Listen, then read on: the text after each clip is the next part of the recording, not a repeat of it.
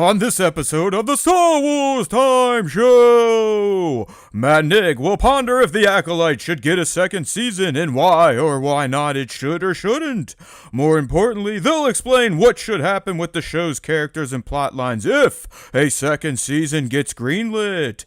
Should a new season have a time jump? How many new characters should be introduced?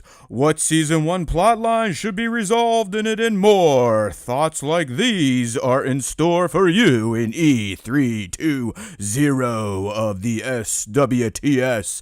And of course, they'll end the show with the question of the week responses and the latest round of Top 5 Star Wars Fan Artist Features. Punch it, Chewie.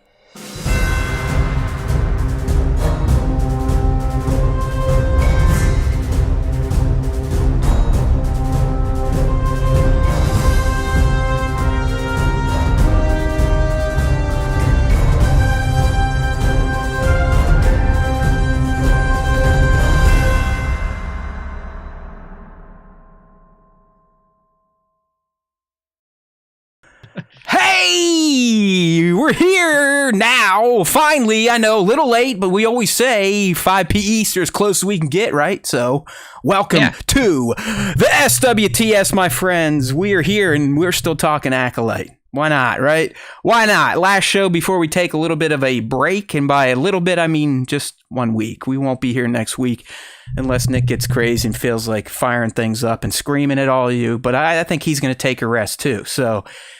Here we go. Hey now to everyone. Sorry to those in the live stream getting upset about the tardiness of our start, but that's just part of the charm of the SWTS, just in case you're new here. And by the way, if you ever want to check us out on the live stream scene, just in case you're podcast only, this is Wednesdays, 5 p. East. Like I just said, as close as we can get. YouTube.com/Star Wars Time Show. Welcome in, everybody. We got props. We got Mike Kramer, Johnny Osage, League's in here. Sir Dork. Sir Dork is a late July birthday like myself. Happy birthday, my man. I just went on Sunday. Mine are no longer fun. Anything you hear about, 40 being over the hill, it's as true as it gets. It's one of the truest things that has kind of turned out in life that you hear when you're a little kid and you're like, oh, what does that mean? Yeah, you're old. And it's real. Like, I can't fucking see anymore. Birthdays aren't that exciting. I feel like I'm breaking down, so... I have to run for a sec, so Matt, just vacillate for a moment, please, if you can. You got the plumber? Nick? Yeah, I guess he's coming to my house today. Nick's got an invasive plumber coming. All right, well, we'll handle it. There goes Nick. I wish I could dub a face up there for him. But anyways, we are here to talk all sorts of fun stuff based on the Ask Us Anything. It looks like we're going to have a little bit of an MCU tint to this show. Of course, we're going to talk some Acolyte. We're going to talk Skeleton Crew. Skeleton Crew finally got some official news just today.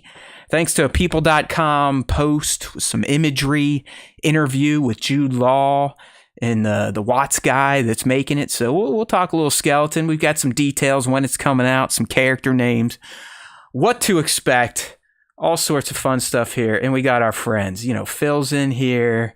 We got, like I said, Kramer's in here. Philippe, Bat, first one in. What a man.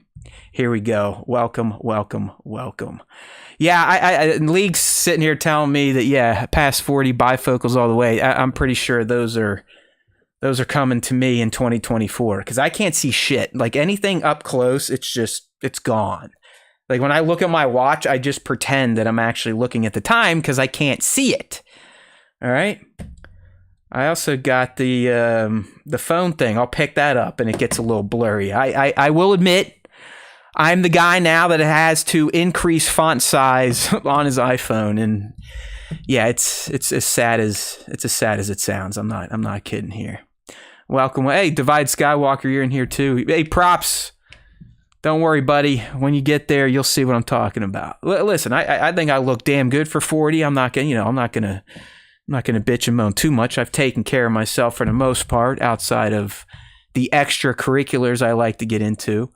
But you can I'm telling you, just your body, it's literally, it's over the hill and we're going down. I mean, the eyes are starting to degenerate, cartilage joints. Yay. Mike, you got 2 fingers. I can see that because it's far away and it's on a screen. I'm really, and I've never had this in my life, I just can't see shit up close anymore. I mean, when I want to look at my phone, I'm holding it out here like this. Sometimes when I eat my Chipotle burrito on the weekend, because you got to bring it in close and eye it up as you're trying to jam it into your pie hole, I'll get a little like dizzy because I'm so fucking, blurred out, and I'm trying to cross my eyes to see straight so I can jam that rice and beans right into my face. Hey now, Nova. Joey C, what's going on, brother? Yeah, Johnny, I know. 50, I'm not looking forward to it. Here's the moral of the story. Once you get out of your 30s, you're just waiting to die, essentially. Okay? That's where we're at. Sorry about that. Oh, boy, I forgot. I don't have my full uniform on. You guys have been looking at the old spotlight head there for a little bit. Apologies to those that are live here. I did not mean to blind you. I think I'm going to pivot a little bit here while I'm vamping, while Nick's gone, because I want him to be present for Ask Us Anything. So what I think I'm going to do, while we're waiting on Nick, this is going to be a perfect time to talk a little Deadpool and Wolverine. That's right, my friends. The MCU is back. Or is it? Or was it ever gone? Who knows? It depends on your POV. But I'll tell you right now, this is one of the greatest films of the summer. It's up there with Twisters. If you remember last week, like, I'm not shitting you. Twisters is a fantastic summer movie, an excellent sequel, well worth your time to see in a theater. Deadpool Wolverine, it's pretty much right up there. It feels a little more familiar, because of we've been living in the MCU since 2008. Well, at least most of us old motherfuckers. So it feels more familiar than Twisters, but it's awesome. I was talking to Nick about it. I mean, I'm sure you saw the box office. This movie just fucking smashed records. It's now the new record setter for a rated R film on an opening weekend over the summer in July. And it's great. It really is. It felt MCU correct, if you will. And a lot of that came from just the titular characters making fun of Kevin Feige and kind of the failed phase 4 and phase 5 of the MCU, all the multiverse shit. It's so tongue-in-cheek, and sometimes it's right in your face. The gore is insane. Like laugh out loud type of crazy stuff. And I don't know if I'm the only one that laughs out loud at intense gore. I don't know what that says about me, but it's amazing. Anything you would want in a movie about a guy with indestructible claws for hands and a dude that's really good with weapons and swords, you're going to see. I mean, head stabs, crotch stabs, asshole stabs, gut stabs, double gut stabs, throat rakes, sword stabs, head explosions left and right. I mean, bodies being liquefied. It is glorious. Then you got the language, the humor, the sexual innuendos. And I don't want to get into any spoiler territory, but it also pays homage to the Fox comic book universe in a way that I think if you're, my age, Gen X, maybe early millennial, you probably really appreciate it, because if you think about the Fox-owned superheroes, X-Men, obviously Wolverine, Deadpool at one point in time, that was it. I mean, that's what we had growing up. I mean, in early 2000s, that was it. Fox was everything when it came to superheroes. So this movie gives great closure to that era of the superhero film universe, kind of what came before the MCU and what the MCU kind of put out of business. But it was nice to see kind of a tip of the hat to a lot of the early X-Men movies and shit that Fox did before Marvel.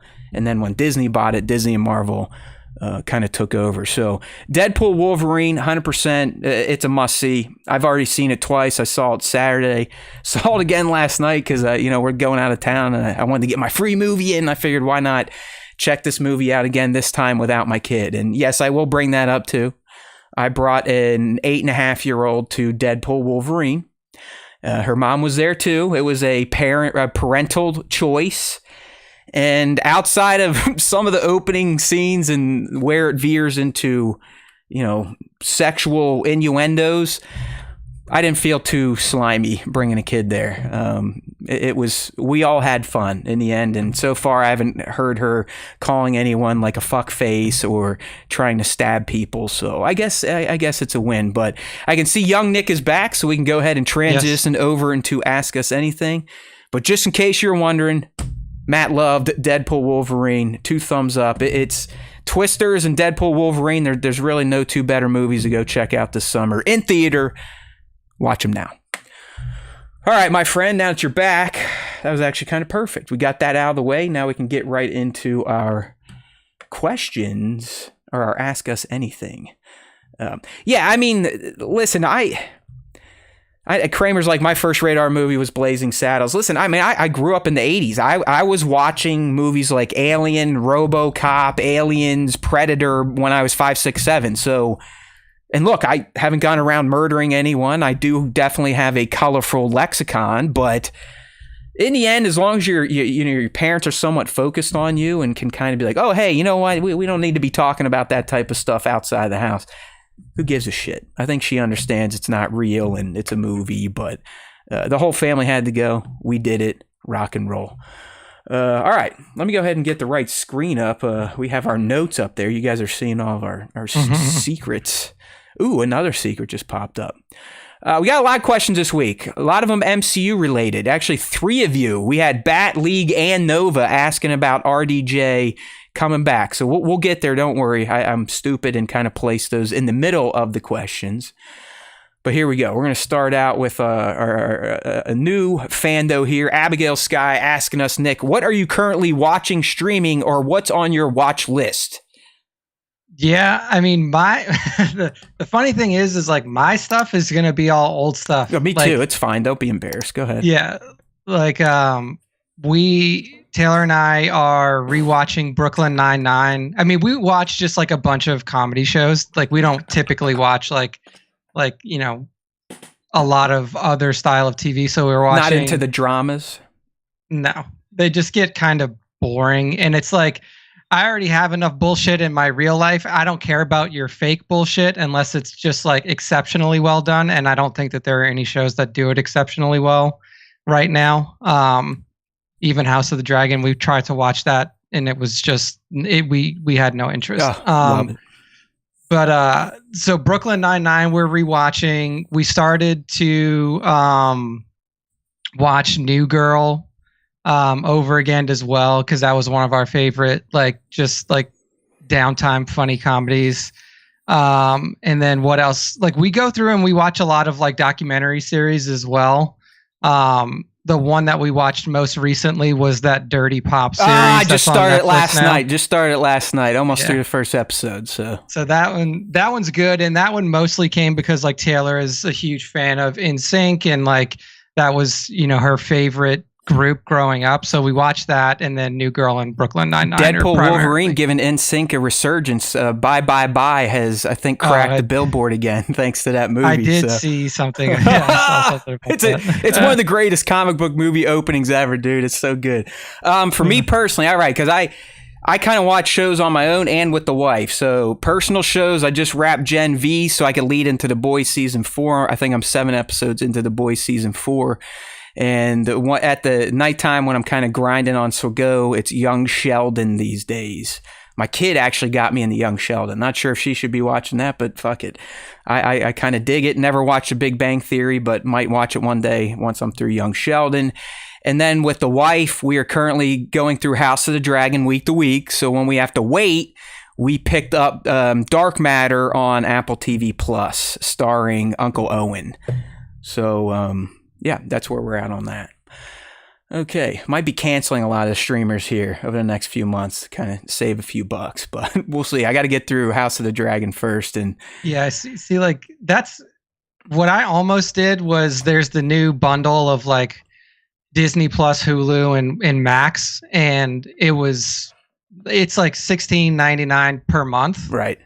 And I was gonna do that, but then I looked at it, and I have ad-free Disney Plus, and the $16.99 one would have essentially been well, you get ads on Disney Plus and everything else. So I just kept my current plan. Yeah, I mean, I think I've got them all. I probably only watched one or two, so it's a good time to finally peel back. All right. WYR, would you rather have Star Wars as it currently is, or George kept it and done his planned sequels? I mean, he wasn't going to do them. So, I mean, if we're living in an imaginary world where like he was actually going to make them, I mean, I really don't know, right? Like, I don't know, because I feel like after, given what the sequels were, I probably would have been like, I don't know, probably not. Like just honestly, like I would probably have rathered him sell it because his heart wasn't in it anymore. Like, You meant the prequels? oh yeah, the prequels. Yeah. Like seeing what the prequels were and just knowing that like George would have wanted that same level of control over whatever his sequel trilogy was going to be. I wouldn't have had any faith that they would have been any better. This is a tough one. Like, if we want to be in pretend land where George was going to do it, I think I would be like, well, he is the guy, so I guess let's let him finish. But he's on record saying he was done. Like, he wanted to be around his kids. He knew that making another trilogy would eat another decade of his life, so he was done with it. So in fake land, George, in real life, we got to take what we got. There you go, Spencer. Yeah. So I don't know. I mean, maybe the version of his trilogy would have been super great. Well, Philippe's right. I mean, if George made them, people would have still taken dumps on it. Like, I think everyone forgets that this is just what Star Wars, who they are. I mean, yeah. And I was a big, like in the prequels, I waited till all three were done. And when Sith came out, I was utterly disappointed. And if I would have had a mic back then, I probably would have been a fucking scuzzball, but we didn't, luckily. And only the first few years of the show did I let some of my tirade out on the prequels. But these days, I don't give a flying fuck. They're serviceable. I watch them at least once a year, if not a couple times. And it really isn't worth being angry at Star Wars anymore. All right, moving on here with the questions. Good stuff so far. This one coming from Rippick Tan. Any new info on Andor Season 2? I'm so stoked for that show. Well, since I'm the one that kind of reads the tea leaves, I guess I'll give some insights here. They did have to do some reshoots recently over the summer, but that's not going to delay the show from being ready for 2025. And just to remind everyone, we're getting 12 episodes, and in each, I think, 3-episode block or 4-episode block, it's going to cover a full year of time. And we will be led right to where Cassian is headed to that moon planet to meet up with Saw Gerrera's guy to get some intel and then, kill him like a motherfucker. So there's that. Oh, and in case you missed it, Rippick, big surprise, but Ben Mendelsohn is going to be back in it as Krennic. And you might see some other people that were in Rogue One or Andor Season 1 and Andor Season 2. Like Andy Serkis. Kilo Lua, I'm telling you, the fans kept him alive. He's going to somehow make an appearance, Nick. I know it. I just know it. I mean, maybe so. He is alive. We didn't see him die. So I would assume that he would make his way back in if there is value left in that character. Yeah. All right. Next one here. All right. So we got 3 of these. Just want to address everyone. So Nova, I think, was the best. So that's why he got to go first. Then we had Bat on the RDJ casting and League. So I guess we'll get into this one, Nick.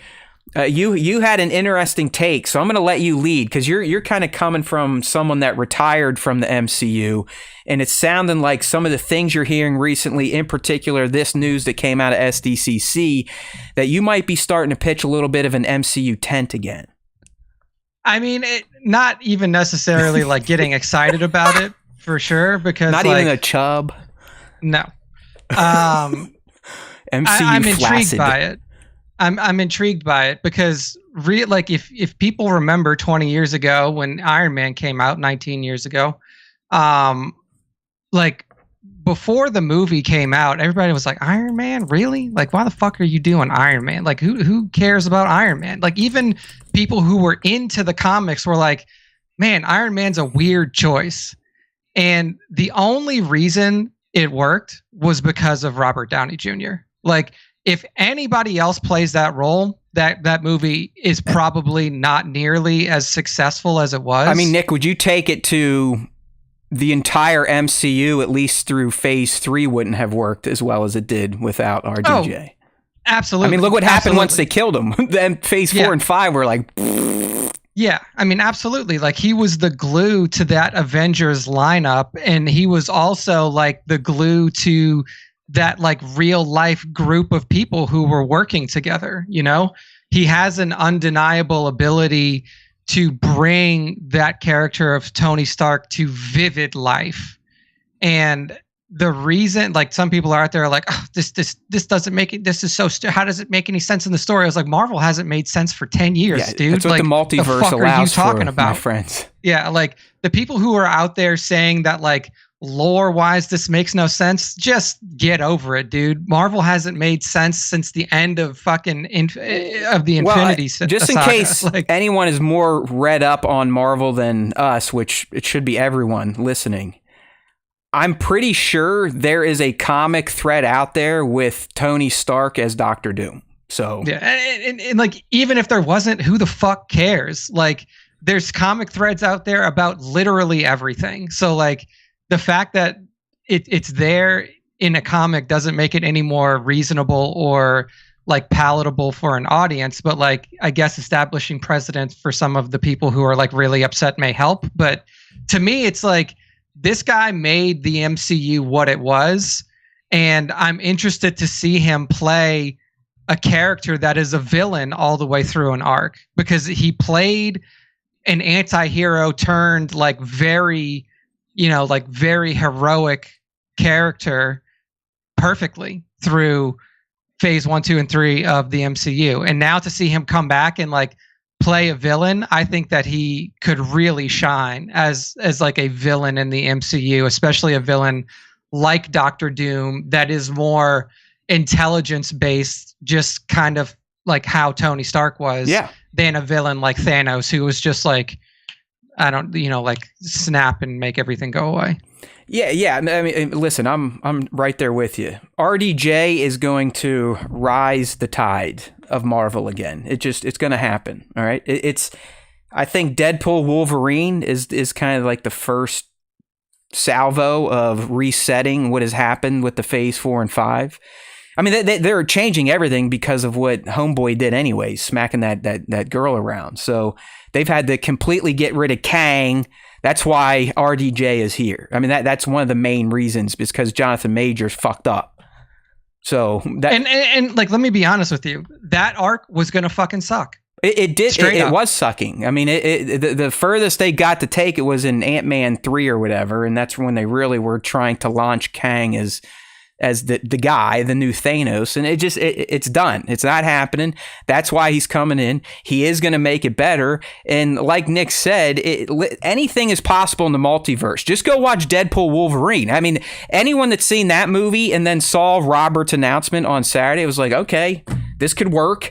Anything could. I want to spit out all the shit that happens in this movie. It's ridiculous what you can do in a multiverse. So who cares? He's going to be great. It's going to be awesome. He's going to make the Fantastic Four movie even better than it was going to be with Pedro and cast. And he's going to make Avengers Doomsday or whatever the fuck it's called in Secret Wars better than they were before he was evolved. Oh yeah, 100%, dude. Just like think, like, you know, right now it isn't confirmed whether he's playing a Tony Stark variant or not, but like, the high likelihood is that he is. So just think about what you get to see as a viewer.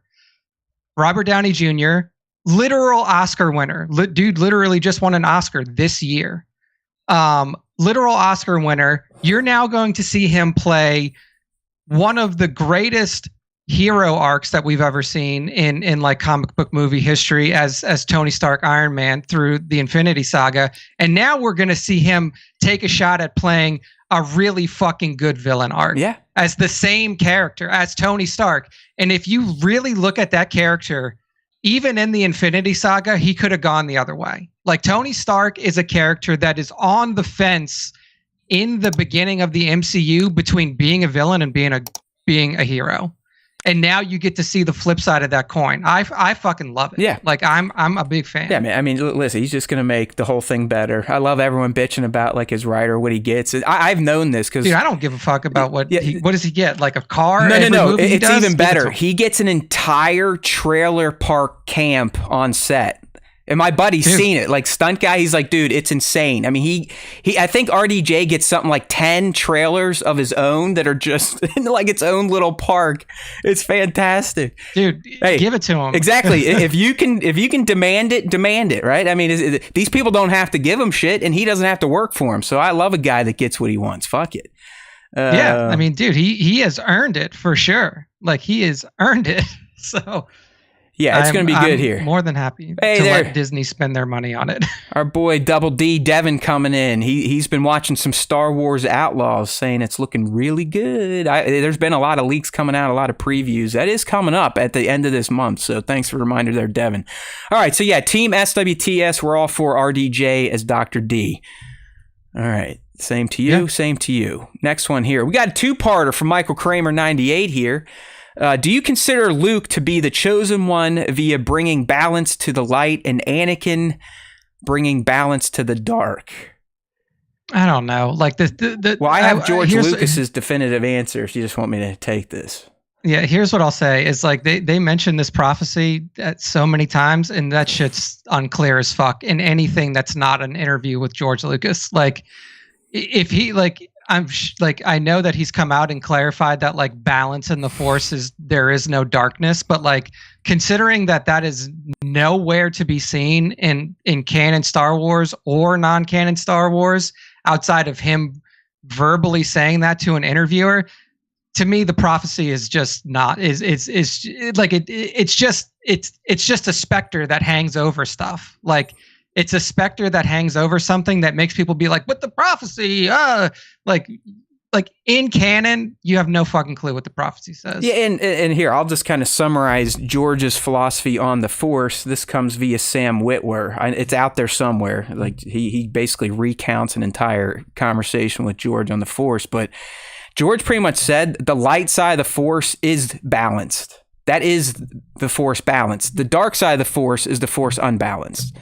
So, I guess to answer Michael's question, when we thought Vader turned back to the light and vanquished Palpatine, I guess he brought balance to the dark side. So, yes. Yeah, it's like, I'm just not... Here's the truth of it. There has never been balance in the Force, and there will never be balance in the Force if balance is truly just like the light side. Only light exists. Yeah, right. So there you go. It will never be there. According to the maker. So there you go. I'm not making shit up, but yeah, based on the comments we got this past week, we've gone from shills to now people just calling us gay.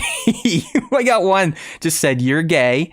And the other one said, I don't know how that has anything to do with anything. Yeah, I wanted to reply to him like, who cares? I just let that one, it's like, what? Let that one ride. The other ones are, we don't know anything because we like Disney Star Wars. It's not, we don't like real Star Wars. Blah, blah, blah. Quit pretending you like all that fun stuff. So, all right. Yeah, so it is funny to see these people get so angry at the concept of somebody else enjoying something. It's like, dude, your life must be terrible. Well, like, we know this, Nick. It's okay. They don't know it. That's the problem. That's why they get online and scream at everybody. Okay, next one. Scion XTC. I like this one here. If you knew you were going to die, what would your last meal be? Just an amount of sushi that would kill me before I die. Oh, you're a big sushi guy, huh? Yeah. What kind? Like, what's your favorite roll? I love anything with tuna in it. I'm a huge tuna fan. I really just but also I'll eat anything. I'll eat salmon. I'll eat tuna. I'll eat the crab, the faux crab. I'll eat, I've eaten eel, urchin, even though urchin wasn't huge. Do you ever have one for me? Fried sushi? Yeah, I have. I've had some fried rolls. I'm not the hugest fan of a fully fried roll, but if you throw a little bit of crisp in there, I had a little crispy flakes, or you throw a little bit of tempura fish or shrimp in there. Big fan of that as well. So yeah, just knock me out with sushi, honestly. Yeah, man, this is tough. I'm just going to go right where my heart goes, though. It would probably be at a Chipotle. I would just sit there and make as many burritos as I possibly could stomach. I would then want some Cold Stone or homemade cookies and cream ice cream from UDF. And if Max and Irma still existed, I'd take 6 of their chocolate chip cookies and 6 of their white chocolate chip macadamia nuts. Nice. That would do it right there. Thank you. Oh, look at this. Tones coming in. My man. €5. Yeah, but he gave us pounds. So that's like $5,000. I mean, he literally just gave us $5,000. We will be able to fund the stream off of this for years. Thank you, Tones. Thank you, buddy. I'm catching up to you. Thank You just need to take a few years off. You know what I mean? Yeah, so I'm Chipotle. Nick is sushi. Joey C saying pho or faux crab, whatever the fuck that means. So pho, if he's talking about PHO as in like the Vietnamese soup, I love pho. I love pho for sure. Like that's another big go-to of mine. Like Taylor and I are huge fans of any style of Asian food, really. I didn't see this and from then League, I like though. The pho crab as well. League, so that's real, like pho and faux. Is faux actually fake? Like fake, what is it, like pressed particle meat? Like faux crab I think it's like it's a style of fish that they like put into like little sticks or something like that. So typically, like if you're eating like a snow crab roll or if you're eating like a California roll, it's faux. It's not actually crab. It is like that. I think it's cod, but I'm not 100% sure. You got to make sure to clip this next week, Nick. This is good conversation. This is good stuff. All right, circling back here to League saying on behalf of the gays, we accept you as allies. So, well, thank you. That's why I didn't fight back. I was like, well, hey, so what if I'm gay or not? Thank you, commenter. What does that even? It's like I don't even understand what you're trying to get. Imitation crab, yes. Divided Skywalker says imitation crab. So I love imitation crab. Hey. It's not crab, it's fish. I'm but pretty if sure they call it crab, if you're in the United States, you're probably not eating real anything. So it's all good, dude. All our food's imitation. Got to make more money. Blanche, coming from the Barron's Black Series family here. What's an obscure topic, not Star Wars, that you know way too much about? I mean, probably for me, it's D&D, right? Like that's kind of been my like little mini obsession for a few years. Like, obviously we did the episodes of Scoundrels of the New Republic that we did here. Who knows if that'll pick up, or maybe we'll change something, or maybe we'll come up with a completely different one shot that we can run with different players. I don't really know where that's going to go at this point. I have a home game that I DM from time to time too, and I'm a huge fan of D&D live play series like Critical Role and Dimension 20, and I've been following those for years as well. So probably the most obscure non-Star Wars knowledge that I have is probably like mechanically D&D related. Yeah, this is a tough one. I'm trying to think of obscure shit that I really focus on. I mean, I remember a lot of history. Is that obscure though? I don't know. For a lot of people in America, it is. Yeah. An obscure topic that I know way too much about. I mean, Lord of the Rings. That's not Star Wars. I probably know too much about that to not call myself a nerd. Not much about Lord of the shit. Lord of the Rings is also one that we both if we really wanted to, Matt and I could do a whole Lord of the Rings show as well, but that would be too much. We'll see. So, I mean, it's coming back here in a few weeks. And, Rings of Power is coming back. We could definitely probably dedicate a 30-minute segment to it each week, in addition to doing a Star Wars special. So. I mean, honestly, if we just took the first 30 minutes to talk about Rings of Power, we just edit that part of the podcast out and then just call it a different podcast. This is the Rings Time show or something like that. That no one cares. No one cares about naming shit, you know? Because here's the thing is neither Matt nor I really had a lot of umbrage with season 1 of Rings of Power. And there were a lot of people who did. So we would just be the shills for Rings of Power then anyway. Because we're going to be like, oh, we really like seeing this and we really like seeing this. And everybody would be like, huh, are we a full you're not even 2 years removed? Fans. Are we 2 years removed at this point? I think we are, right? Because I think it was September of 22 that it came out. Man. Yeah, time is just going September way of too 22. fucking fast. When I realized that Deadpool 2 came out 6 years ago, I was like, what the fuck? Like, what is going on? Why? Someone stop this shit. It's crazy. It's crazy. All right, buddy. But yeah, I mean, like, both of us are huge Lord of the Rings fans. We'll be and, like, talking Rings of Power. Just I mean, plan 100%. on it. It's happening.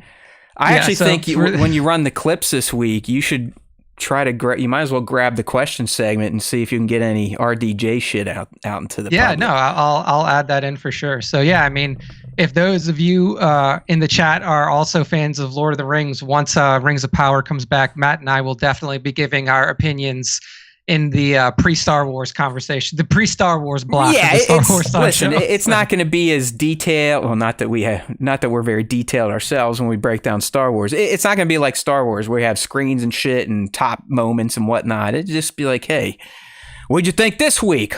Okay. Yeah. All right. Giving our opinions. Yeah. Hey, there's always time for Star Wars time and anything else under the galactic umbrella that is Matt and Nick's favorite things to do in pop culture. All right. There you go. There's a mod for Skyrim that you can use LOTR weapons. Sweet. Skyrim is what a gem of a game. If you pick up Anduril, it's just 2 feet taller than you, regardless of your character, because that sword's like 7 feet tall or something like that. All right, buddy, let's go ahead and move into a little bit of Star Wars time here. We got a bit of a gift today, thanks to People.com dropping the first real official information on Skeleton Crew. We got new images, we got some insights, we got character names, we got some quotes. So hey, we'll go through here and see what young Nick is thinking about Skeleton Crew. It's funny. I almost feel like Disney and Lucasfilm might have been reacting to the internet over the past week or two, because there was a big campaign towards Skeleton Crew sucks.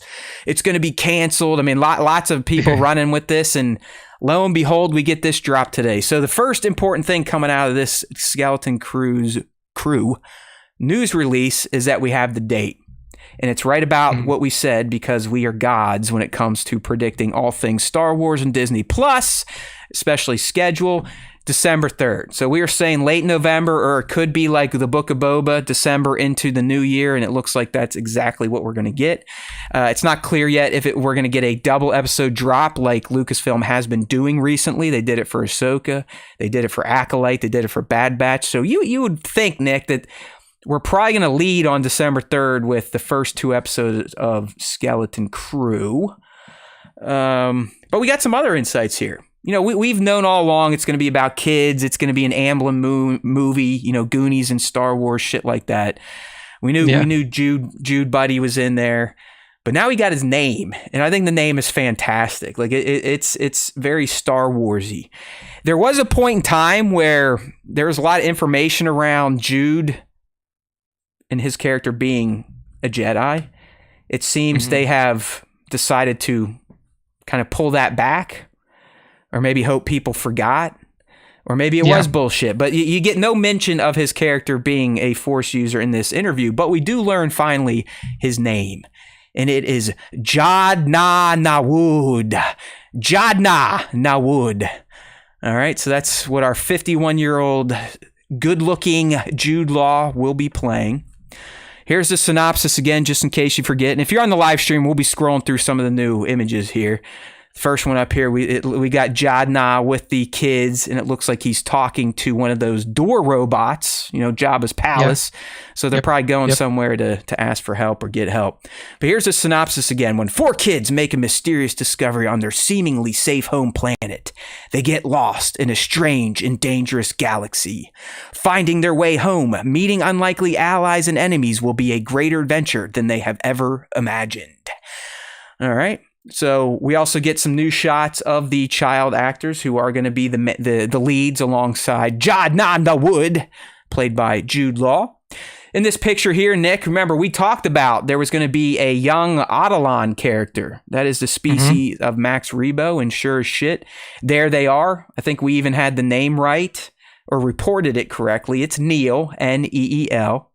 And then we have Wim being played by Ravi Cabo-Conyers. You can see him with their little hover bikes. Apparently the hover bikes are going to play a big role in this. Makes sense. Kids, E.T., Goonies, bikes. Yeah, It goes hand in hand, right? So, yeah, exactly. What else did we learn here? Well, we learned that us as viewers, what we should expect to see is that, we're going to be watching these kids, okay?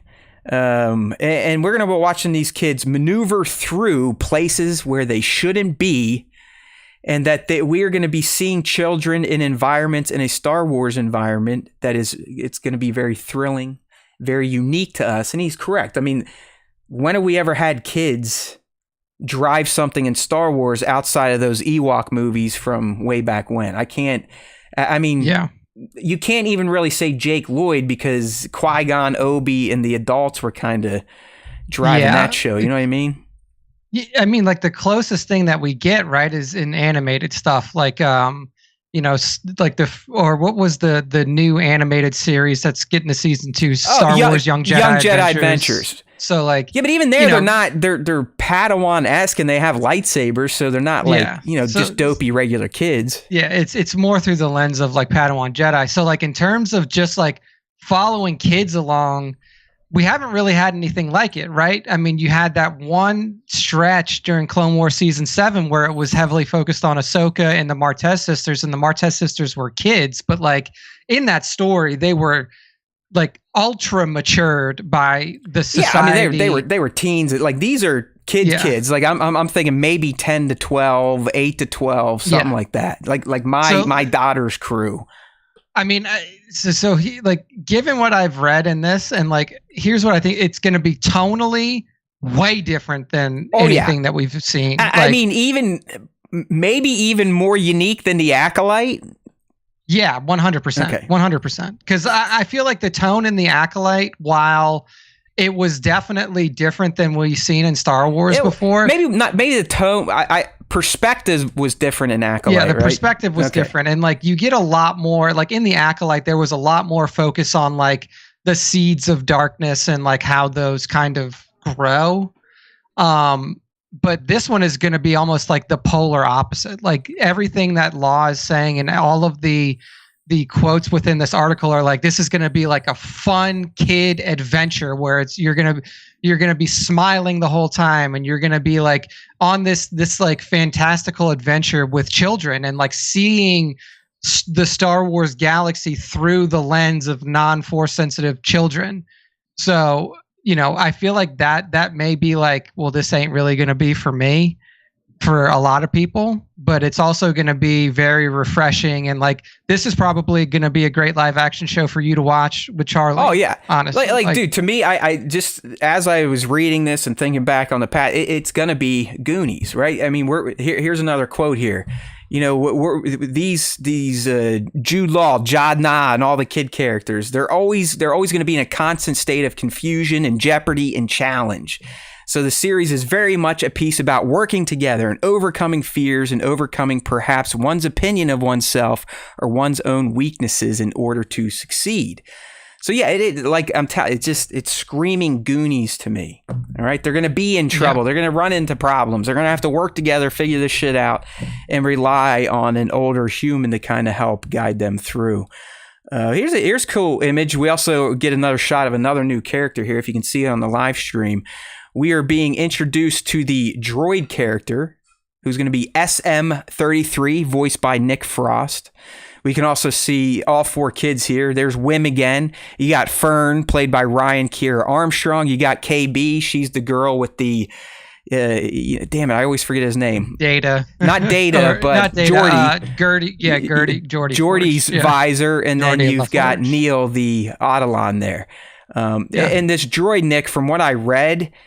This droid is going to be on the ship that they find. He is the first, the droid is the first mate. So they described SM-33 as, he's like a rusty old cranky droid that sort of reluctantly helps the kids along the way. The other thing, like I said, you need to know about the SM-33 is that he is the first mate of the mysterious ship that the kids, sounding like they discover, and then they kind of get rocketed out into parts unknown. Yeah, Johnny, lots of booby traps. Booby trap. Booby trap. Oh, he's so good. I'm glad he's had like a whole second career in his later life there. What else? We've got some more imagery here. Here's them on their bikes. And like I said, I mean, Watt and Jude are talking in here about how the bikes play a big role for the kids. And just one other thing to leave everyone on here is they're really pushing the concept of Easter eggs in this series. All right, so, coming right here from the creator, Watts, he's like, if you look carefully, we got some Star Wars tech that dates right back, I believe, to the original film. This is Jude. They do Easter eggs so well. That's one of the joys, I think, of this universe. For those who know, there are these little details always hidden away or Easter eggs that people can find and link up. And then Watt confirms this. He's like, yeah, there is a lot of Easter eggs to be found. The fun and the challenge of finding some deep cut references. I mean, even in the first episode, there's a couple really, really great references that certain fans will immediately recognize. Yeah, I mean, this is going to be a lot of stress for you. I was going to say, man, it sounds like they're going to try to keep me busy. I've kind of gotten away from really combing everything for Easter eggs and shit, but this is kind of a challenge, I feel like. So, Watt, Law, challenge accepted. But they're saying, hey, you don't have to know everything about Star Wars to enjoy the show. Sure. Well, I guess it's probably going to be true, but I never find that to be real. When you're talking about a franchise that has existed for almost 50 years now, you're not going to get as much out of a show like this unless you have some background with it. That's my take here. Yeah, I mean, I think that's definitely like that always helps in Star Wars or a franchise like this for sure. But I mean, I don't know how much context you're going to need, right? I guess it really depends on, where the story is being told, like in the galaxy or in the universe, and like how the kids interact with the environments that they're in. But yeah, I mean, I think that they're like, I feel like we tend to always look for the deeper meaning in Star Wars stuff, and I feel like this may be like a heavily surface level show. But we'll see. Yeah, I think one thing I missed out on is Jude does say, like, hey, listen, this show is going to reference stuff from the past, but he also said it's going to reference recent episodes and content. So knowing it is set in the Mandoverse timeline, we're going to get some updates on those threads that have been planted through, Ahsoka, maybe Book of Boba, The Mandalorian, obviously. So that stuff's going to be in there. I guess before we wrap this one, Nick, we do have a question here from Michael Kramer. How many episodes? Pretty sure this is going to be an 8-er. It seems like, unless you're Boba Fett or Obi-Wan Kenobi. No, Boba Fett got 8, I think, right? No, he got 7. Who the fuck knows? I'm pretty sure 8 is the standard, even though it's not. Because Andor was 12, Obi was 6, Book was 7, Mando was all 8, and then Ahsoka was 8? No, 6? Ahsoka was, let me see. Ahsoka season 1 was 8. 8. So it's 8. We'll just say it's going to be 8. How's that?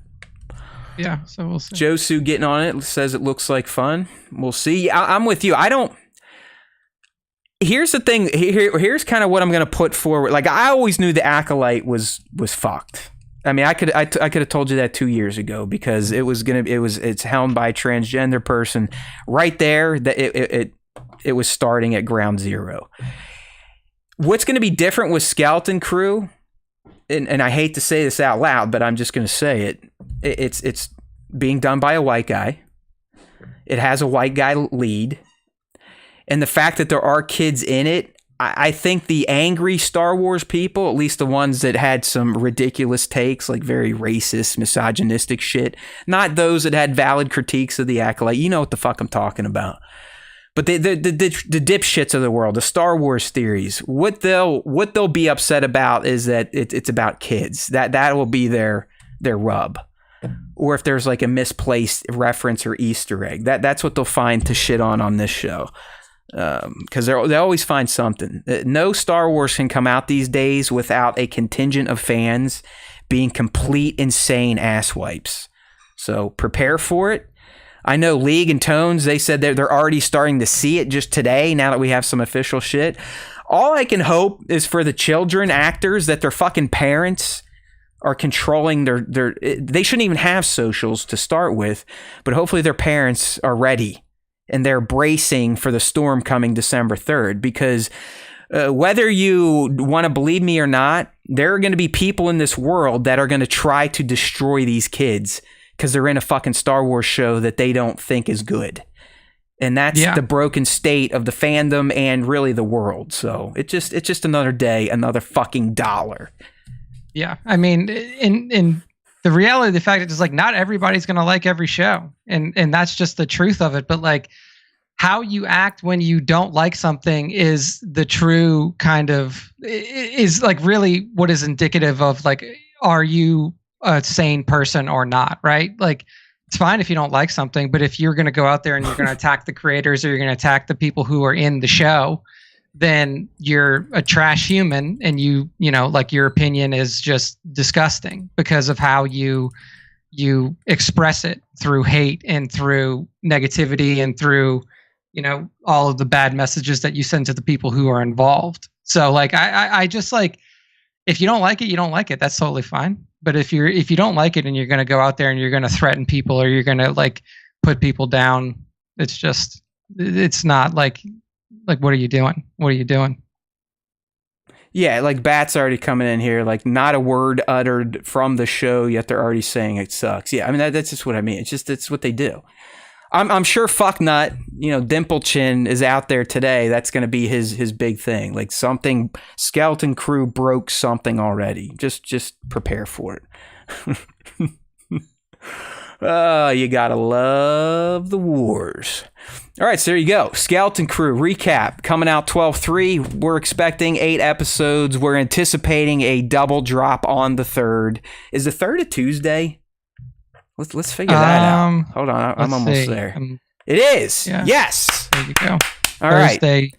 So we're keeping the it'll be at 9 o'clock. It'll be just like Ahsoka in the Acolyte. December 3rd of this year. Yeah, it's Tuesday. It's a Tuesday. Yeah, Tuesday. I thought you said Thursday. Yeah, it's a Tuesday. Tuesday.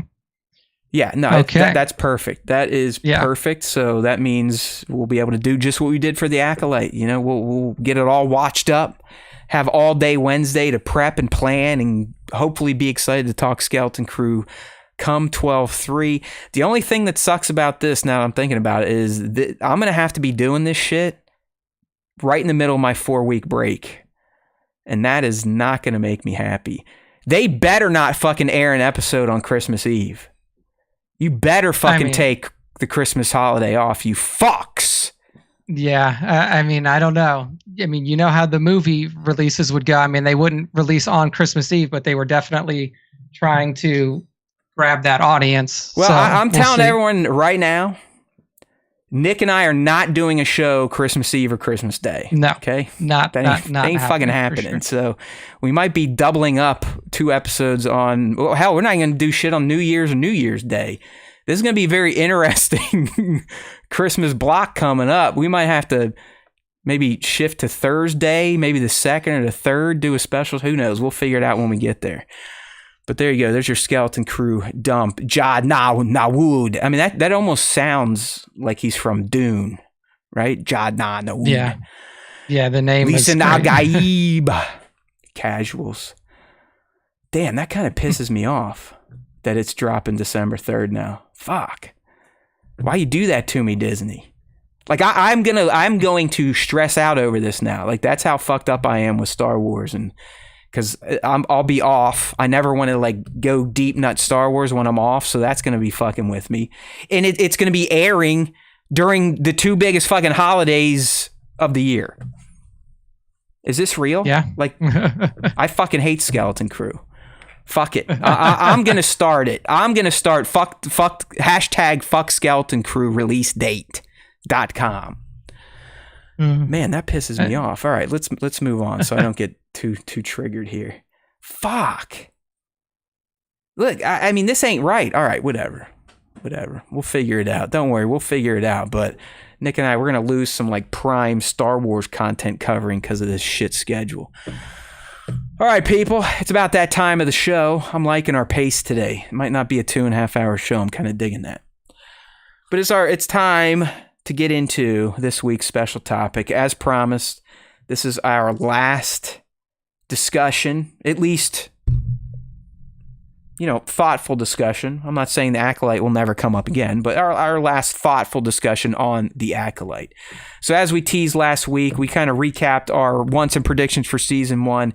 This week, we're just going to lay out there what we are expecting or what we'd like to see if this show gets a second season. I'm kind of the school of thought that this show's done. I don't think we're getting a second season.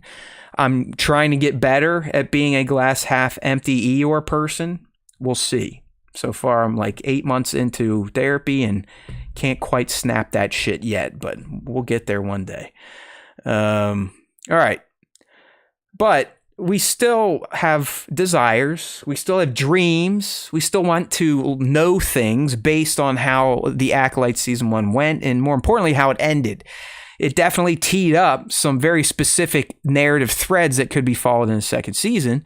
So Nick and I are going to kind of run with some of those and with some other expectations or desires that we have. So bear with us here. Who knows where this is going to go? Feel free to chime in if you're in the live stream here. But this is what the SWTS bros want to see if the Acolyte gets a second season. We have 15 total. Young Nick kind of kicked things off. I ran with his and kind of merged them all together into 15. So we'll see what he has to say here. Please chime in if you want. Here we go, Nick. So the first thing I kind of put out there, and I want your thoughts on this, because Nick and I, we don't ever really collaborate on shit. We try to come in dark, so we don't really fully understand why the other person may have put a bullet point up. So Nick, I'm shooting for a time jump. In particular, I'm thinking anywhere from 2 to 5 years. I really want the characters to kind of be very settled into their new lives. May, Osha in particular, the Jedi, the Sith. I want to move a bit beyond the events of season 1, which there's a purpose for that. I also want us to start inching closer to where we could potentially start seeing DP interact with Sheev. And I know 2 to 5 years is not even remotely close, but let's say this series does become a thing and it keeps going. We're going to need to start making some incremental jumps between seasons so we can get into a time period that would make sense to feature DP and the Sheevster together. So one of the first things I want to see, Nick, and I'm interested in what you think, but I do want to see a time jump of at least 2 years. Yeah, I mean, I think a time jump would be good because I think that there is going to be a lot of like a settling in process, especially for the twins. Like Osha, I feel like is in a little bit more of a comfortable position at the end of season 1 than May is, but I think that like it would be beneficial at the very least to see a time jump from the perspective of May to really understand like, okay, the Jedi have her. Like she is in their custody, for lack of a better term. Like, how are they going about, like getting her memories back? Like, are they like, trying to rebuild her memories to really understand where, what her perspective was on things and like what she witnessed both during the time of the initial meeting between the Jedi and the witches and in the time after that, like in the very like midst of the fight and stuff that we saw in season 1. So I think that a time jump of at least a year would be appropriate to like really see how the twins are progressing under their newfound, sections of the Star Wars galaxy. Amen to that. Right. So Nick's cut me down by 50%. That's all right. He's still down for a time jump, so we'll take it as a win. Real quick here, got to shout out Mr. Smith. He too is a late July birthdayer. He's going today. Happy birthday, my man. This is the guy that likes to look at Gungans in ways he's the big people shouldn't Jar Jar look fan. At Gungans. Jar Jar. And you know what? Fuck, he made me a sweet. This guy, he's kind of a master craftsman, and he's also good at like lasers and shit like that. He made me a really sweet Star Wars time show themed tumbler. All right, I got Vader's on there, and it's got a saying basically, if you don't listen to our fucking show, you're gonna die. So I like the way he thinks. Happy birthday! Hopefully you're drinking a beer there, Smitty. All right, so we're looking for a time jump. What's next? What else do we want to see in season 2 of The Acolyte if we get it? A fully committed Darkseid OSHA. And this is one I threw up here, Nick. Let me explain it. Just in case you're like, well, yeah, no shit. Isn't she kind of there already? No, I don't think so. I want to see an OSHA that's as committed to the kind of the mantra of the dark side as we saw Kamir. Okay? Like, I want her to be Kamir season 1. Maybe not necessarily skill level. That would be nice. But I almost want her eyes to be turning fucking orange. Like, I want her to really fall hard. All right? Like Anakin style, just fucking 180 down into the toilet. Yeah, like really dedicate herself to the dark side fully. Yeah, like I want her to appear completely different than when we saw her at the end, and kind of how we saw May throughout the season. I want her to be like May times 10 in terms of her anger, her distrust, and her hate of the Jedi. And the best way, like I could describe it, is I need her to be around Kamir season 1. Like I want her to have all those philosophies now. I want her to have some of those abilities. I want her to use her force powers willy-nilly. You know, not even that much of a bladesman, just like fucking Vader or Palpatine type of shit. I wouldn't even care if these fuckers want to start maybe getting into some lightning shooting. Okay? Like I want her not fully prune face Sheev dark, but I want OSHA to be committed. No bullshit. She is fully on Team Darkseid. See, I like that take, and I agree with it, but I agree with it in a different way. Like I don't want to see her like May, because May wasn't fully committed to the dark side. No, that's May what I mean. Like 10 times more intense than May. I don't want the intensity, because I don't think that's what the dark side is, especially not the way that they are portraying it in that show, right? Like if you look at the way that they're portraying the dark side in The Acolyte, it is not this anger-filled, just driven to madness with anger and fury, and I have to destroy everything with physicality. The way that they are portraying the dark side in this show is sinister in a way that is much more dangerous than an unleashed feral animal, you know?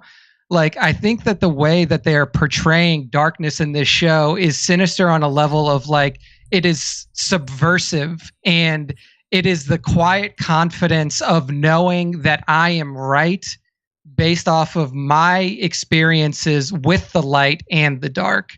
So what I would really like to see from OSHA is a commitment to the dark side in almost an arrogant type of way of like, oh, now I understand. Like now I can say that I have been on both sides of the coin. I have been both a Jedi and now a Dark Force user. You call her Sith or whatever you want to call her. So she would be like Kamir season 1 then.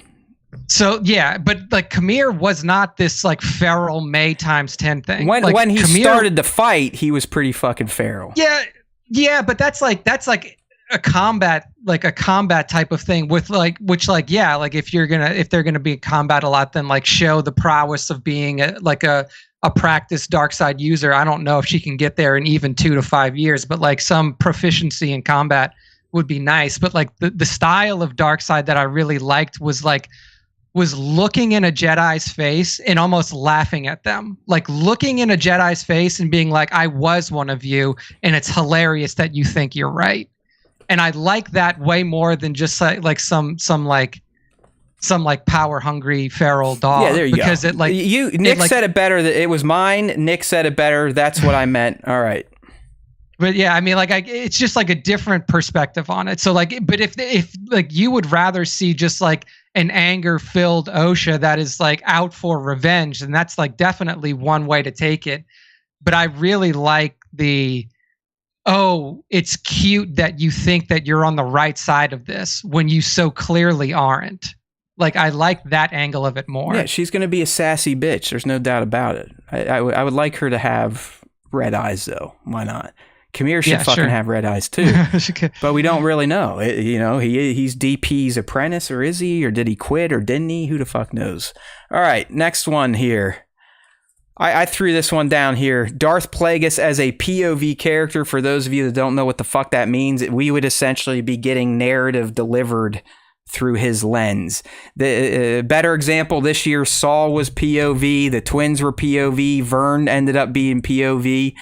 That's what I want. DP needs to be lifted a bit. He needs to be more than just a creepy stalker.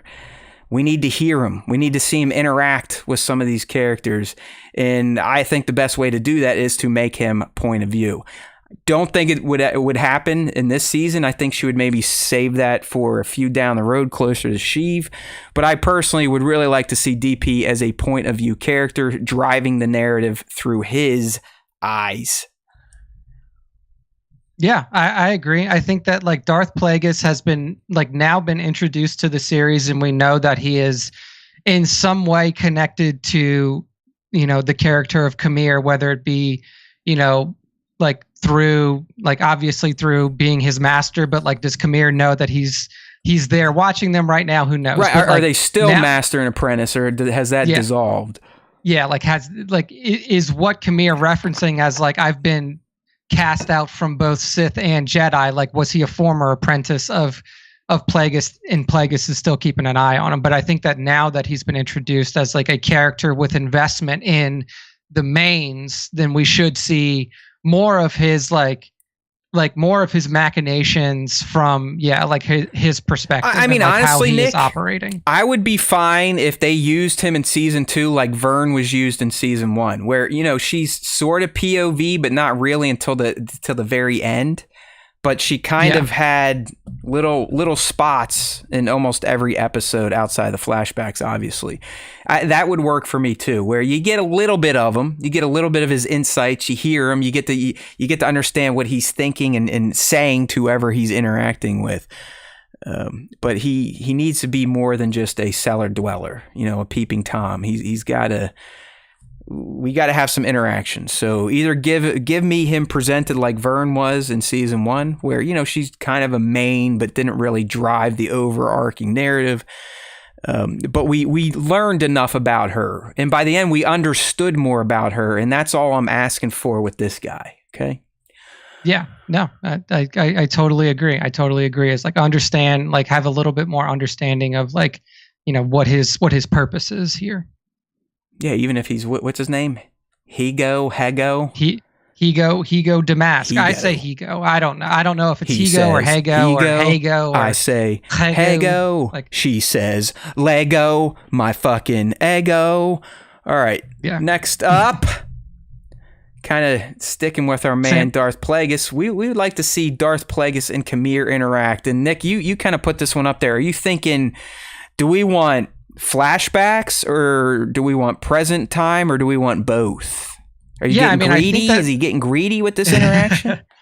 I think from my perspective, it's really understanding the depth of the relationship between these two, right? Really understanding what their connection is, and whether it is still, like we were saying just now, an active connection. Yeah, where is it amicable? Kamir, do they like each other? Are they working towards the same goal still, or are they starting to kind of do their own thing? Yeah, is it a former relationship where it was Plagueis was his master and then he was excommunicated or gotten rid of or whatever, which is hard to really imagine from a Sith, right? Because you figure if you are a former apprentice of a Sith, you are dead. You are not alive. Yeah, typically they don't like you hanging out. Yeah, it's they're not going to be well, we gave you a try, but you know what? This just wasn't a match, so you go on your merry way. They kill you. So I would imagine that the relationship between Kamir and Darth Plagueis is still an active, master-apprentice relationship, and really to understand the depth of that relationship and how Plagueis is like behind some of the actions that we have seen from Khmer in season 1. Yeah, I mean, I would like to go deep back. All right. Maybe see him. I mean, when did he get Khmer? When did Vern cut him loose? Was he a Padawan? Was he a knight? Probably a Padawan.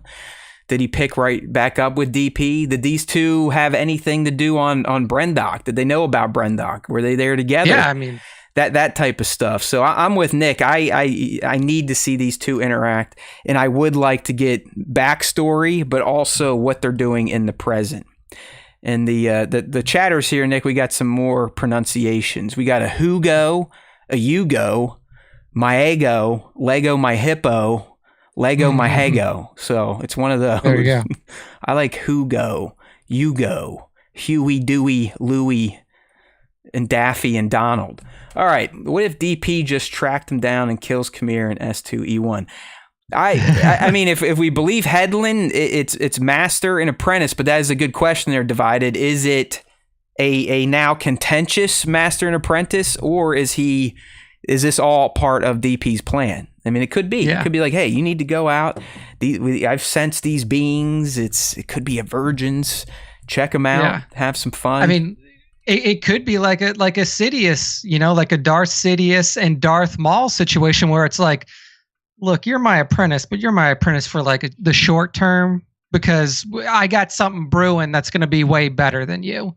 So it could be that like Plagueis used Khmer to essentially like, hey, you're going to be my apprentice and you're going to help me along with these things. But like, there's a virgin's birth coming down the pipe soon, and you're going to be out the window here shortly. But you can do all the work and take out the Jedi that knew about the virgins, and you can like start training the twins. So I don't have to do like the K through 12 shit. We can just get right to higher education once I decide to kill you. It's like you give them a little bit of skill to the point to where it's like now they're useful to me. Yes. And then once you do that, then like you can. You're damaged goods. You're an old man, anyways. That's the other thing we gotta forget. I mean, Manny Jacinto is a sexy, young-looking dude, but his character is way older than he appears, as was made clear in episode 6. Hold on. Hey now, we are B-Mad's here. Thank you, brother. We love you. Again, B-Mad fighting the good fight in between shows in the comments section of SWTS posts. Gotta love the guy. Tones is tired. He loves A, but he means Q and Q&A. We're having fun in the live stream chat, people. Join in one day. Wednesdays, 5 p. Eastern, as close as we can get. YouTube.com/Star Wars Time Show. If you're just tuning in, we are currently going through our 15 things we would like to see in the Acolyte Season 2. If we actually get one. Matt doesn't think we are going to get one. Nick is a little more positive, but he kind of can read the tea leaves too. Remember, this is the streamer guy, the king of numbers. All right. Okay. I mean, but the thing is like, if this show does or does not get, if this show doesn't get a season 2, it's not about numbers. Because if it was about numbers, it would have already been greenlit for a season 2, straight up. Like, that's just how it is. I mean, listen, the writing's on the wall. Apple is just coming out like, hey, we just spent $20 billion on Apple TV Plus, and no one really even knows we have pretty good shows that people could watch because we don't advertise them. I mean, the thing is with like Apple TV Plus is just like, Apple TV Plus is the worst marketed streamer on the planet. That's what I mean. Apple thought, they're like, yo, we'll just use our install base of iPads and iPhones and we'll push ads there and that's it. We're not going to try to pull anyone else in. How can I help? Where's your mom? She's up there. Okay, how can I? Oh, you wanted to come say hi? Come here. Come on in. You remember, hey, there she is. She's getting a lot bigger these days. This used to be a weekly thing when she was a little tot, but... Check in. She's got her own life now. She's very busy. She gets up early, gives me the walkie-talkie, and she is out. There's sometimes she's out of the bed before Dad gets out of his bed. So, kudos to being young. There you go. I want the rest of the guac. No, you can have the guac. So that's why she came down here. She just wanted to make sure she could eat all the guacamole. Hey. All right, buddy. We'll see you later. That's funny. Yeah, she used to come down because she wanted to say hi. Now, so she can eat all my food. All right. Yeah, hey, listen, back to the Apple TV Plus thing, because they really do have some of the best fucking streaming shows out there. I mean, For All Mankind is one of the greatest sci-fi, like, what-if type of shows that ever happened. I love Foundation. This Dark Matter I'm watching is very good. You got that Severance is on there. You get the Blue Butterfly thing, Shrinking with Harrison Ford and Jay Segal. But Nick's not wrong. You can't spend all this money on great entertainment and then not advertise it. Apple definitely got a little arrogant in that case. We're like, hey, fuck it. If you got an iPhone, you'll see an ad somewhere. Well, guess what? Not everyone uses Apple devices, Tim. So got to spread the love. I mean, just like I'll just give you like a heads up. Like Obi-Wan Kenobi is likely not getting a second season. I don't know how they're handling and here's the thing. It's like I don't know how Disney is handling season renewals anymore. Like I don't know if they're doing them all at one time and they're being like, okay, this slate is getting renewed and this slate isn't. Like cuz we haven't heard about like additional seasons for a lot of stuff even outside of Star Wars at this point. So I don't know, but Obi-Wan Kenobi was their most watched show ever behind The Mandalorian season 1. Right. And that didn't get a season 2. And listen, that didn't need a season 2. I mean, let's be real. So, I mean, Kenobi, he was good doing what he did. Yeah, Michael Kramer, the Godzilla show on Apple TV Plus is fucking awesome. I think it's called Monarch. It was amazing. It's wild, but that they just pissed away $20 billion and they're probably going to have to start doing what Max and everyone's been doing and shelling these shows off to other streamers just to try to recoup a buck. Hell, I'm watching Dark Matter on TV Plus right now. So they have great content. Nick's not wrong. They just really bad business model. Yeah. Bad business model.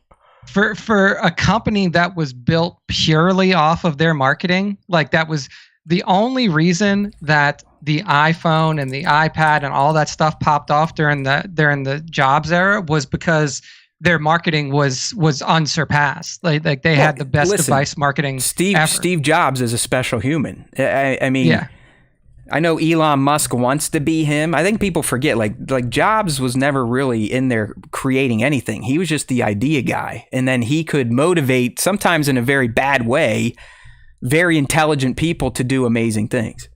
Yeah, but he's an innovator, and he was, like Nick said, he was an innovator at selling products, at marketing products. I mean, I can't tell you the last time I've tuned into an Apple event since he's passed, because they died with him.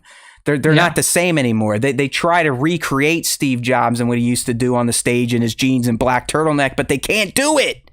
Yeah, it's like you need to because here's the thing is like, I watch, or like I know people who watch, like Taylor watches Apple ads now, and like she was an iPhone person forever before she switched, and she's like, I don't know what they're trying. Like the whole thing around like the newest iPhone was like it's made out of titanium. I'm like, who the fuck cares? Hey, no person on this planet does not have their phone in a case. As a shareholder, they're still doing the right thing, so I don't give a fuck. Like their stock literally went up $30 over the summer.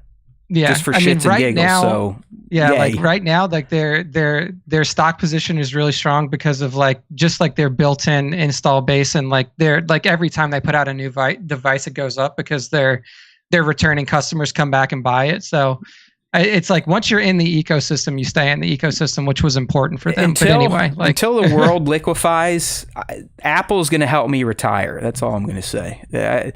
I got a lot of Apple when it was not $200, and it's $200 now, and that is called yay. Too bad I played the AMC game a few years ago and ate a chunk of change out of those gains, but that's gambling, and that's all the stock market is. If you think it's anything different, you're crazy. Yeah, it's all gambling. Like it's literally no different. It's roulette. It's roulette. No different. You got more choices. No different. Unless you get into a locked in like money market, you're gonna make 4.8 or 5%. You're fucking rolling the dice. I just bought a ton of Chipotle when it had a 50-1 split and it became affordable again. It's already it'll come back because I eat it a lot. All right. We got a lot of stuff going on here in the chat, people. Love you all. Philippe brought up a good point on the Acolyte, Nick, before we get back to what we want to see in Season 2. I don't know if you saw this, but coming out of SDCC, they just announced an entire book series that is going to tie into the Acolyte, I believe, prequel books featuring Vernestra and telling a story there. So they are supporting Acolyte on the words and shit front. The key thing is here for people like me that only watch moving images, are they going to support it on the TV front? Okay. Yeah, I mean they're definitely dedicated to that the publishing initiative. Which, hey, I mean, like, at least you're dedicated to building out the era in some form or fashion. But obviously, like, you know, I would like to see that, like, you know, in an animated. I saw somebody, you know, said like, hey, do an animated series in the High Republic. Down for that too. Like, hey, give it an animated series. Yeah, why like, not? give this time period some love. If you're not going to focus on, if your choice is to not focus on the sequel era, that's fine. Put your energy into the High Republic, and build that out. You got B-Mad there. He was trying to accuse you of being a Google Pixeler. No, it's like, no. I've been a Samsung person for a long time, decade plus. Apple for life. When I turned 30, made the switch. I'm never gonna go back. All right. Hey, love all you people in the live stream here. It's good to see y'all here. Yeah. Nice to see you. Tones, obviously you've been here. We love you, brother. And B-Mad, thanks for... Oh, McNugget came in. He's buying the dip on Apple. Here. That's right. Honestly, I would say Apple's in a dip right now, 217. So I probably should call up the guy and grab a little bit before the iPhones hit in October. Blah, blah, blah, blah, blah, blah. All right. Oh, yeah, that's a good point coming from Doty here. It's annoying that we finally get a new Star Wars movie and it's slated for the same month as Doomsday. So, yeah, I don't know if you noticed that, Nick. They're releasing RDJ's first MCU movie as Doom the same month as Mando Grogu. It doesn't seem like a wise choice yet again by the likes of Bob Iger and those. Here's what I'll say. The box office on Mando Grogu was going to be soft regardless. I believe you are right. But like putting it, you've essentially just fucking... what you just did is you soloed it if they don't move it. Like, because if you don't move it... Let's say it catches a groundswell of word of mouth. If Doom comes out a week or two later, it's done.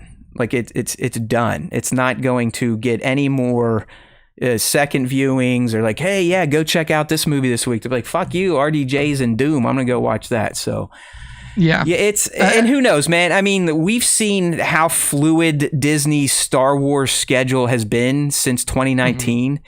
They could very well push it or do or move it to December. You never know. So I really think a lot of these MCU plans have been realized within the last 4 to 6 months when they're like, okay, we can't rely on Majors. He's now been kind of pretty much convicted of that shit. So we got to definitely reboot on Kang.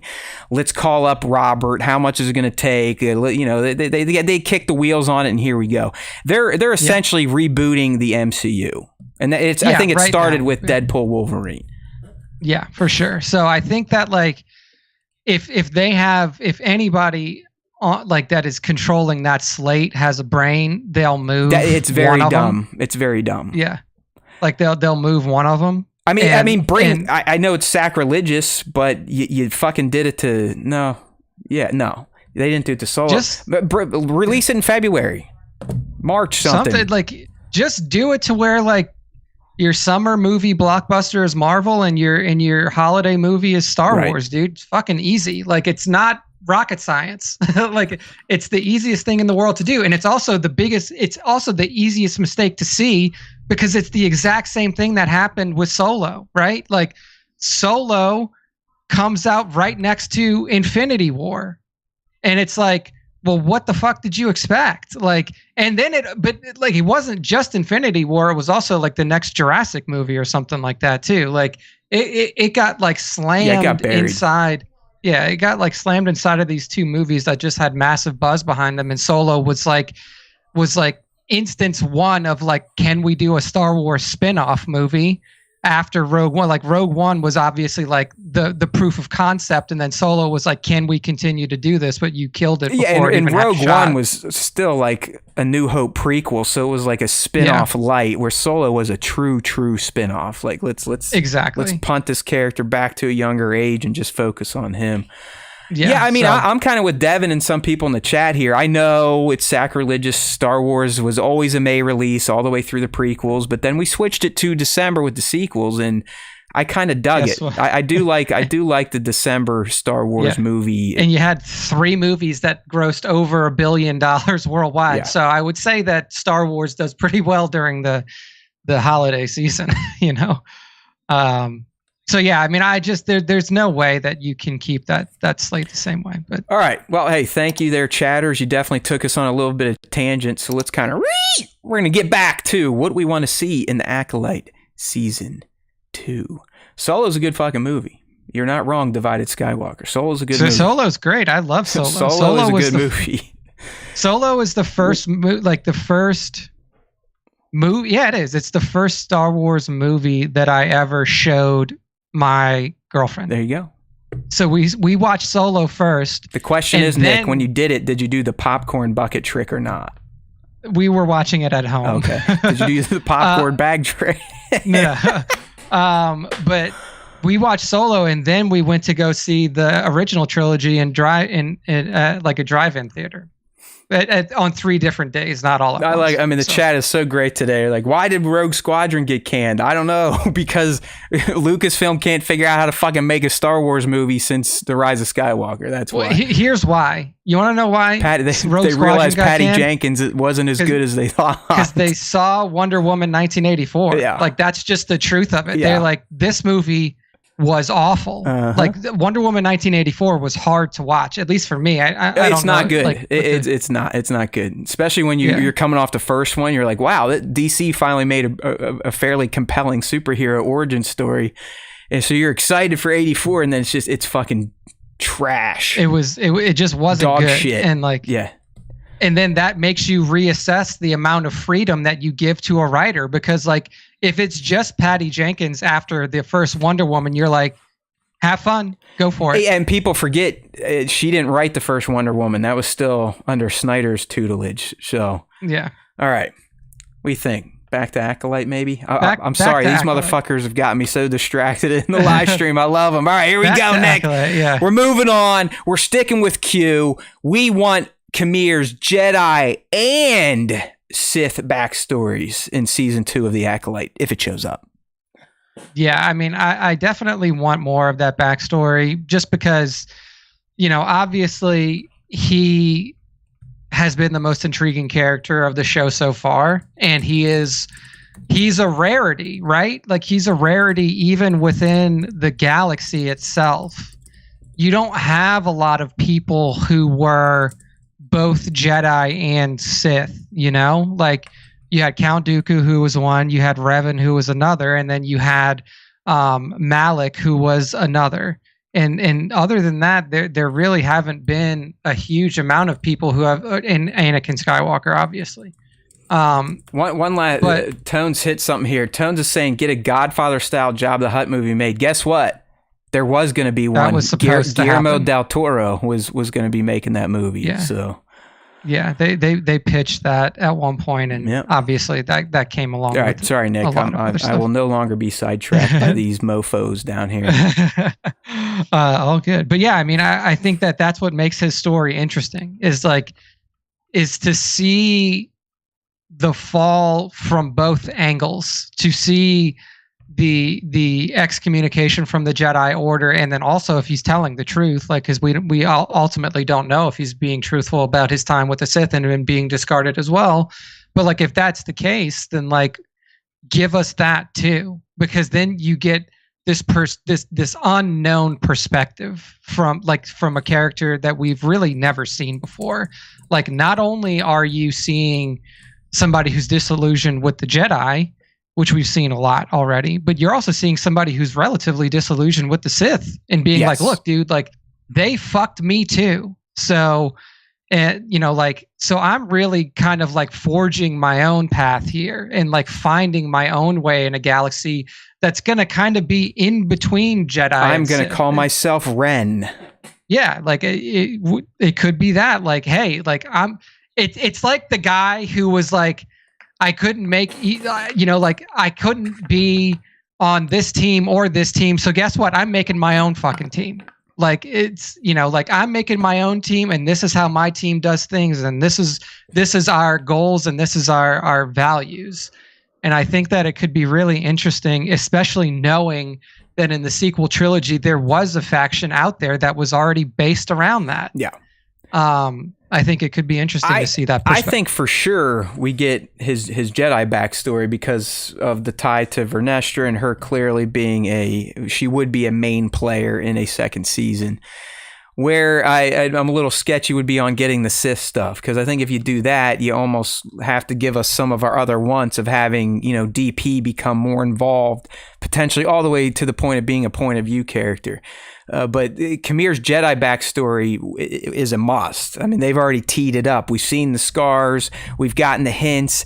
He's still very wary of her. I mean, if you remember in the finale, helmet off, as soon as he senses her ass walk out of her ship, he's like, fuck.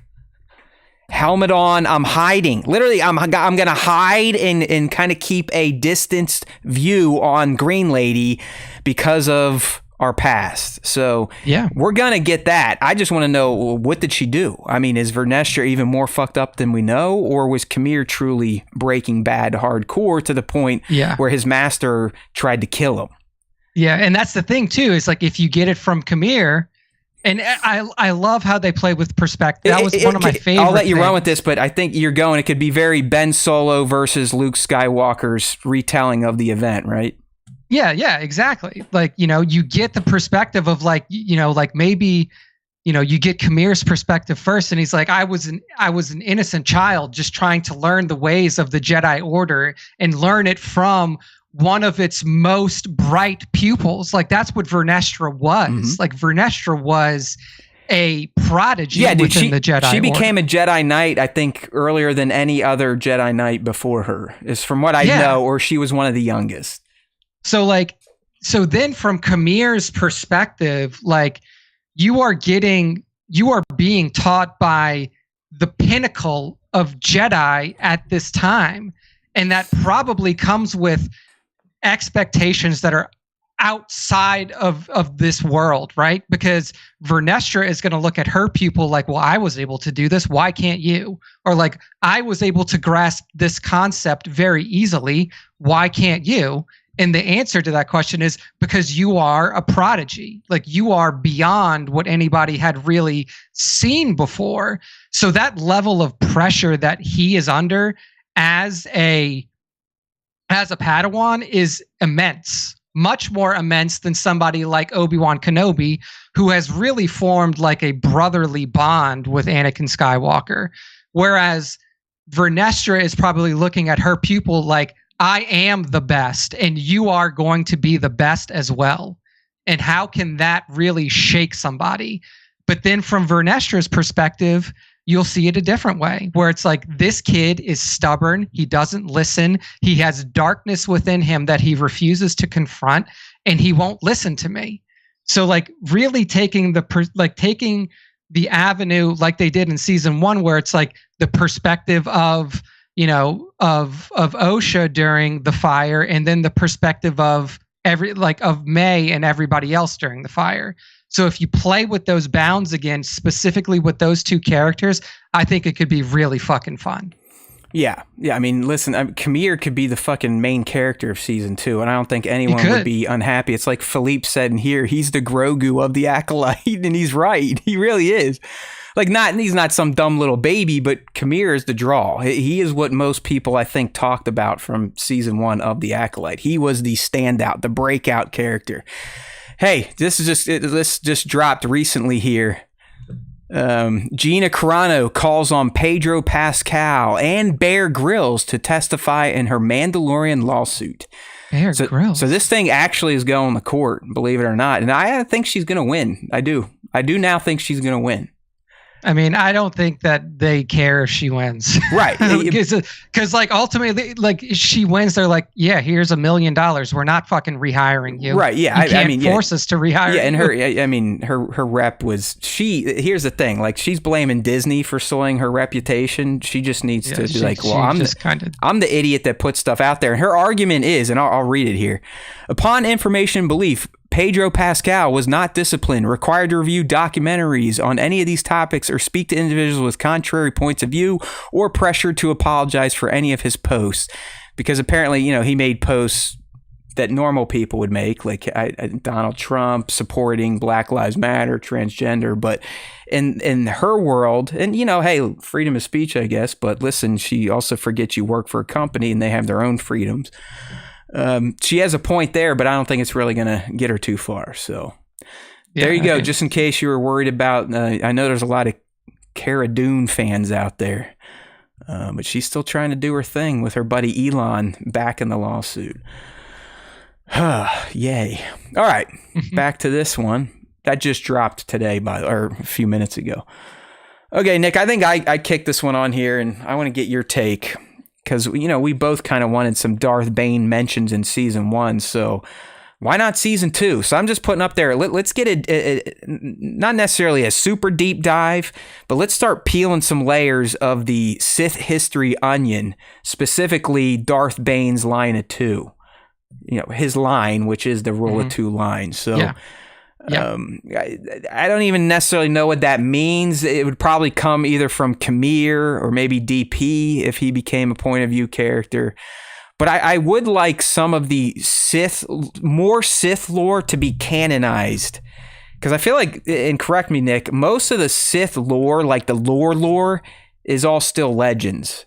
Yeah. I mean, largely all of the lore that we base our understanding of the Sith off of is Legends canon. There's not, and again, I have not read a lot of the comic books that are out there in new canon, so I don't know if there's been a larger exploration of Sith lore in those comic books.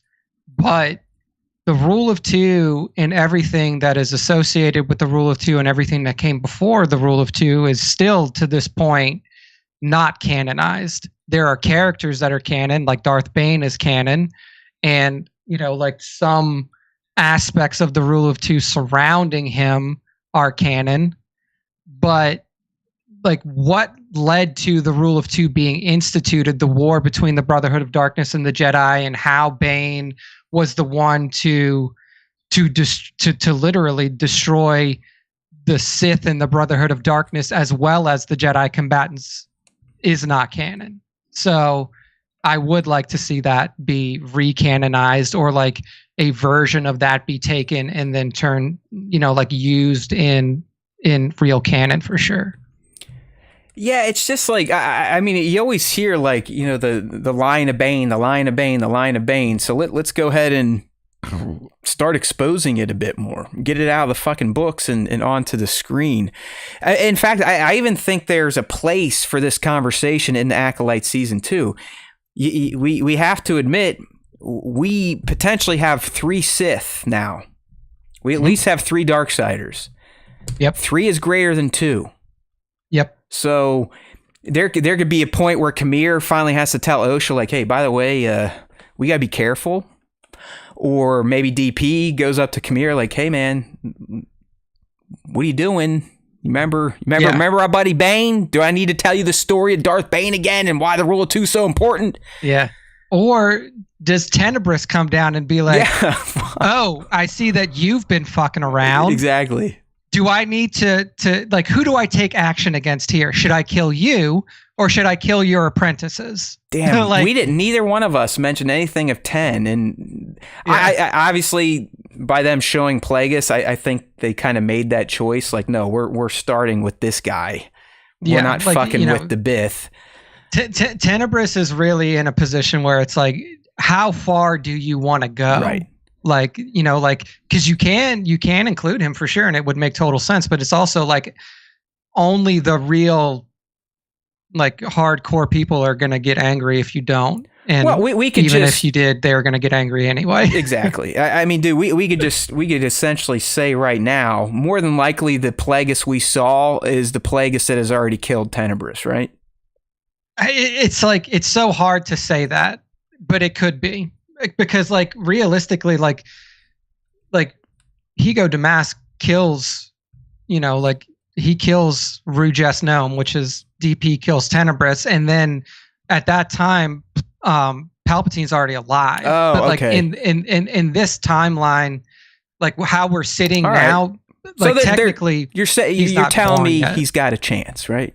Yeah, I mean, like if we are sticking to the Plagueis novel, Tenebris should still be alive right now. Okay. Like, because this is happening before the Plagueis novel, and Tenebris dies in the beginning of the Plagueis novel, at least as far as we know. So it would make sense if he was still kicking around the galaxy for sure. Yeah, Philippe is reminding everyone that Leslie did say she toyed with utilizing Bane, and we're well aware of that. That's why I think that this is still something on the table, because I think in that same interview she's like, if we get a second season, Bane. So yeah, Bane in it, and I'm like, fucking make it happen, dude, because Darth Bane was one of my favorite Sith of all time. The question is, like, if they show him, if there's any like just backstory on him, will it be Bane before all those fucking things like stick to him? Or will it be him with all the shit stuck to him? What are they called again? Where the little beings that like latch onto him and give him armor? Orbalisks. Yeah. Orbalisks is what they were called. Yeah. I mean, you would. So essentially what happened to Bane and like how the Orbalisks were attached to his body is like after he had destroyed the Brotherhood of Darkness and essentially tricked the Jedi into believing that the Sith were dead completely.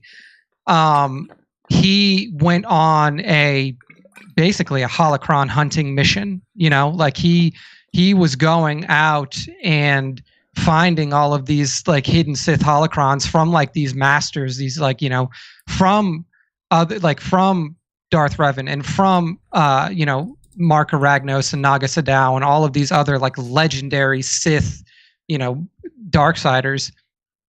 And then during one of those expeditions, he finds out like I can't remember exactly how it happened now, but like an Orbalisk attached itself to him and he was like trying to get this thing off. Right. And then he realized that like, oh wait, their hide or their exoskeleton is resistant to lightsaber blades. So this is actually pretty useful. And he just lets them keep growing on him, right? Yeah, he also realized that like they're actively poisoning him. Right. Like they're poisoning his body, but that pain and that poison is feeding his dark side energy constantly. Yeah, okay. Then the only thing he had to do was he had to put a cage around his head to prevent them from spreading onto his face and essentially suffocating him. But it would make sense if you saw him as the version with the Orbalisks, because that came relatively soon after the fall of the Brotherhood of Darkness. Yeah, he's like he was like a walking jetty, right, with a bunch of mussels attached to him, or mollusks, like just full of fucking crustaceans. Yeah, and it's like there was some really cool scenes too, where like in the Darth Bane novels, it's the first time and maybe the only time that this has ever been done in Star Wars history. There was a Jedi who had no force powers, who was completely devoid of force powers, but he was a transcendent sword fighter. Like this guy was one of the best lightsaber combatants in the Jedi Order without having the Force. And Darth Bane fought and killed this dude. And it was just like the fight as it was described in the novels was really fucking cool. And, I think that like if you could incorporate some of that story to really like give Bane some cachet, I think that would be really cool. Yeah, hey, if you're like me and don't like reading this shit, YouTube's got a lot of good stuff recapping Bane's full life. The Sith in general, I've been dabbling in that recently. It's been kind of fun. It's like going to school for shit that doesn't matter or really will lead to me making any sort of cash. All right, moving right along here. So I would like to see a new High Republic Jedi lead. Okay, so we know Vern's going to be a lead. I want someone else to also be there, and I want this person to be specifically suspicious of Vernestra. Kind of almost like the next Saul, but not a fucking emotional mess. Like this Jedi in my head, Nick, he would be the Mace Windu of the High Republic era. So what do you think? What do you think about this? And this is going to be may not be the angle that you see it coming from, but could play a similar role. What if Rancourt wants to do this inquiry of the Jedi Order? what if he puts a Jedi in charge of the inquiry of the Jedi Order? There you go. And that is the player that is like, there you go. You know what? Like Vernestra has been doing some really weird things. Like, yeah. So it's coming from an angle of like, is this Jedi also tainted? Yes. Like, could this be like, something like that? Yeah, no, that's exactly what I was thinking, young Nick. So thank you once again for describing it much better than my stupid mouth could. But yeah, that's what I want. I want this Jedi lead to be like overly suspicious of Vernestra. And I think Nick's angle is ideal.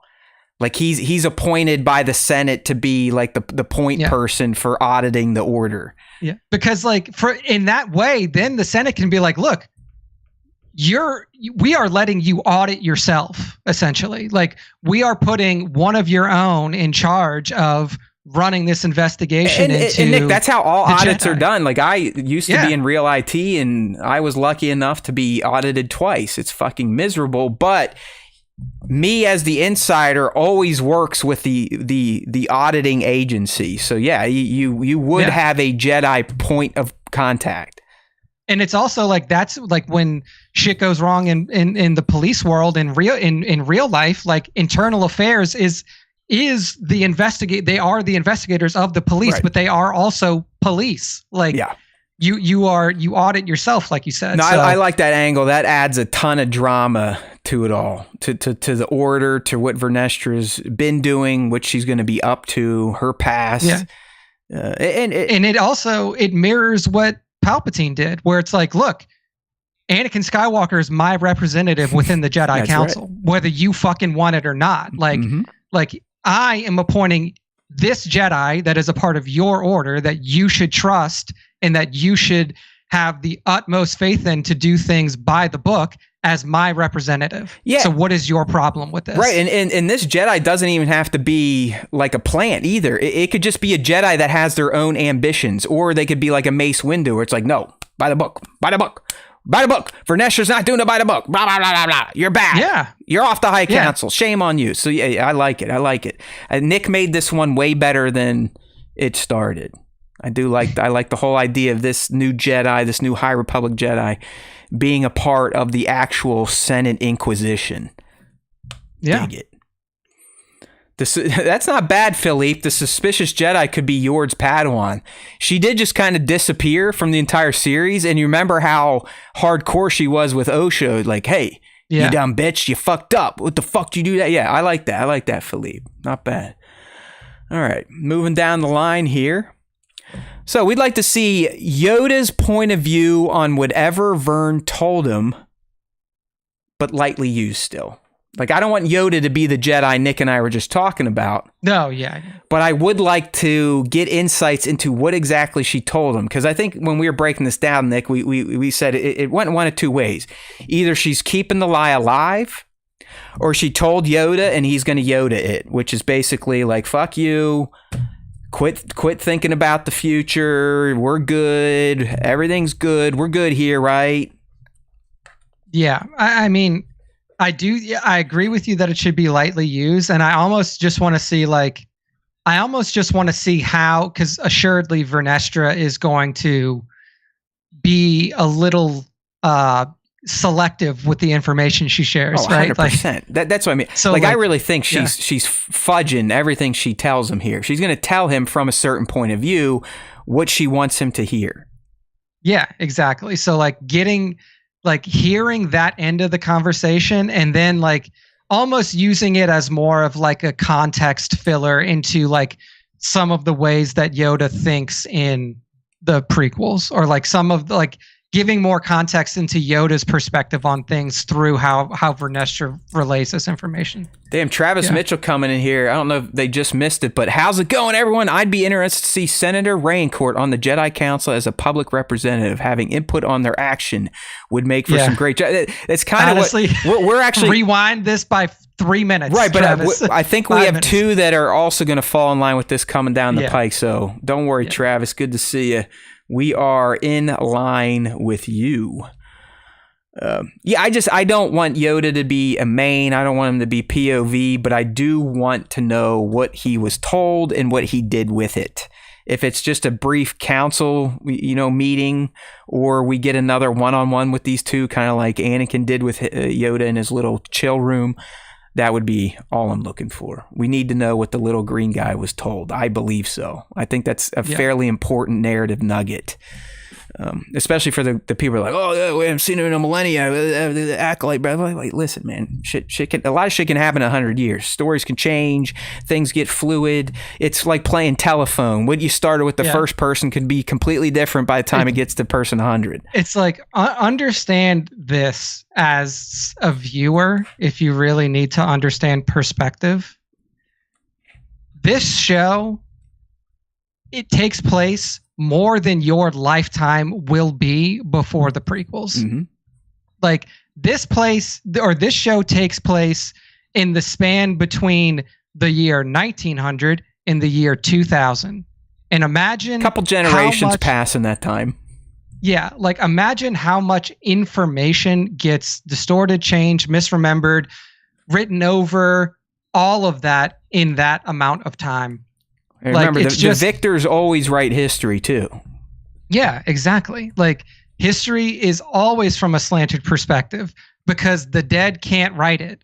Like, that's just how it is. So, yeah, I mean, there's definitely a lot of things and a lot of like things that happen in that amount of time. It's just the fact of life. I just know we need to get more donations from people in the UK because the pound literally is worth like an extra $1.50 over here. there we Keep go. it coming, Tones. You the man. He gave us $4.99 pound, but it's actually like $6.50. Look at that. Yeah. Look at that. We in the money. We got it now. All right, see you, Tones. See, it was perfect timing. I just talked about how you actually gave us more money than you thought because our dollar is shit. There you go. That is so great. All right, so yeah, we want a little Yoda action in here. See what this little guy's up to. Hear the voice. Hopefully Frank Oz is still around if they need to use him.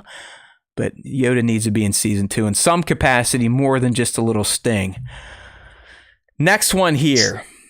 I think I ran with this one, but Vern, a.k.a. Vernestra Rowe, becomes the soul of season 2. So because of all of her lies and her past, it's eventually going to catch up to her. And, I don't want it to be the same thing. Like, I don't want to see Yoda, like, throwing her under the bus like she did the soul.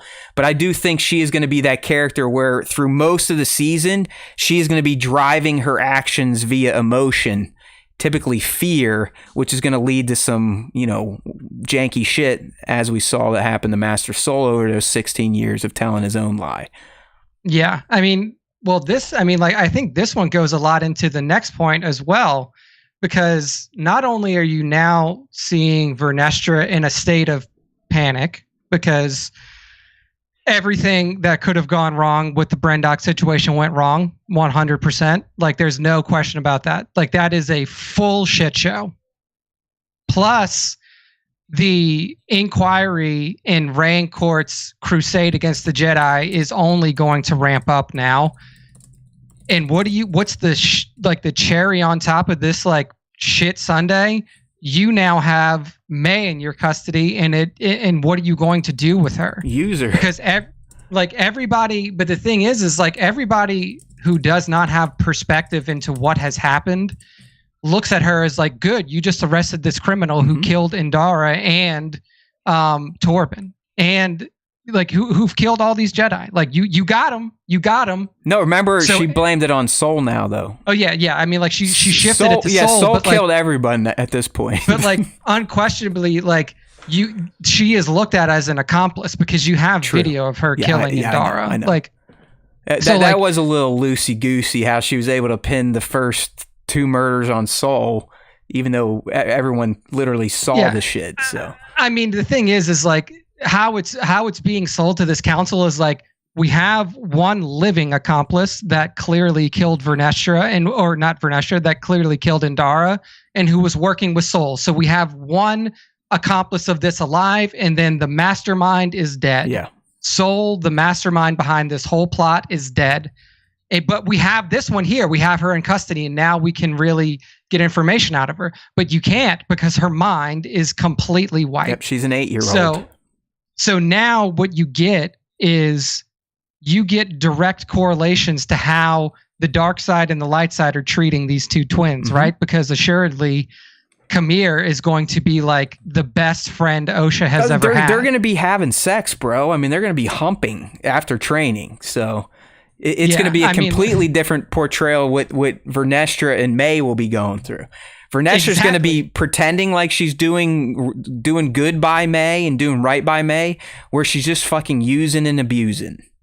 Yeah, and like, but from Vernestra's point of view, like Vernestra is like, this is the only being in this galaxy that can tell me what the fuck happened and who is involved and how I can get there. Because if she can truly unlock May's brain and like she's taking Kamir out. Like she knows a lot of stuff. Like she gets a lot of information that can truly help her and the Jedi Order prevent whatever is the Sith are planning. Well, it's like, I mean, she's literally going to be Saul. She became Saul in the last few minutes, where she's literally telling herself a story, like you said, from her point of view. I'm going to rape your mind because it's going to lead to good for me and my order. Where Saul is like, I'm taking these kids because I know it's the right thing to do. Yeah. And it's like, and it's the ultimate question of the Jedi, right? It's like, is your quest the quest for the greater good? And if it is, what is sacrificed on the altar of the greater good? Like, if Vernestra breaks into this girl's mind, finds out Kamir is in league with a true Dark Lord of the Sith and Plagueis. Yeah, but her heart's gonna sink. But then she's also like, we can mobilize, right? And because of the terrible she'll double things down on her bad ideas and her lying and doing the shady shit to eliminate this threat. Exactly, because from her perspective, it's like, what I did to this girl is unconscionable, but what I learned from this saves our order, undoubtedly. So you think she's probably going to even go to darker places than Soul? I think she could. I think she kind of already did, right? Where, I mean, we see what she's planning to do with May, so she's already like, Saul was just telling kind of the lie that Master and Dara told him to run with. Vern is literally manipulating at this point. Yeah. And it's like, what do you do? Like, put yourself in the position of Vernestra. Like, you are, like, in addition to everything else that you are, this prodigy, this light of the Jedi, this ultimate, like, this example to be held up in front of the Order itself. Like, you have that pressure on you, but now you have the additional pressure of like, I know that there is something going on in the galaxy, and I know that the best way for me to find this information out is to crack this girl's head open. And mostly do it all herself. Like, I think she's going to try to do a lot of this. Just, I guess we should move to the next point. So the next thing we want to hear, and like Nick teased earlier, we're already kind of into it, but Nick and we really want to see how the Jedi, aka Vern, uses May. How are they rebuilding her mind?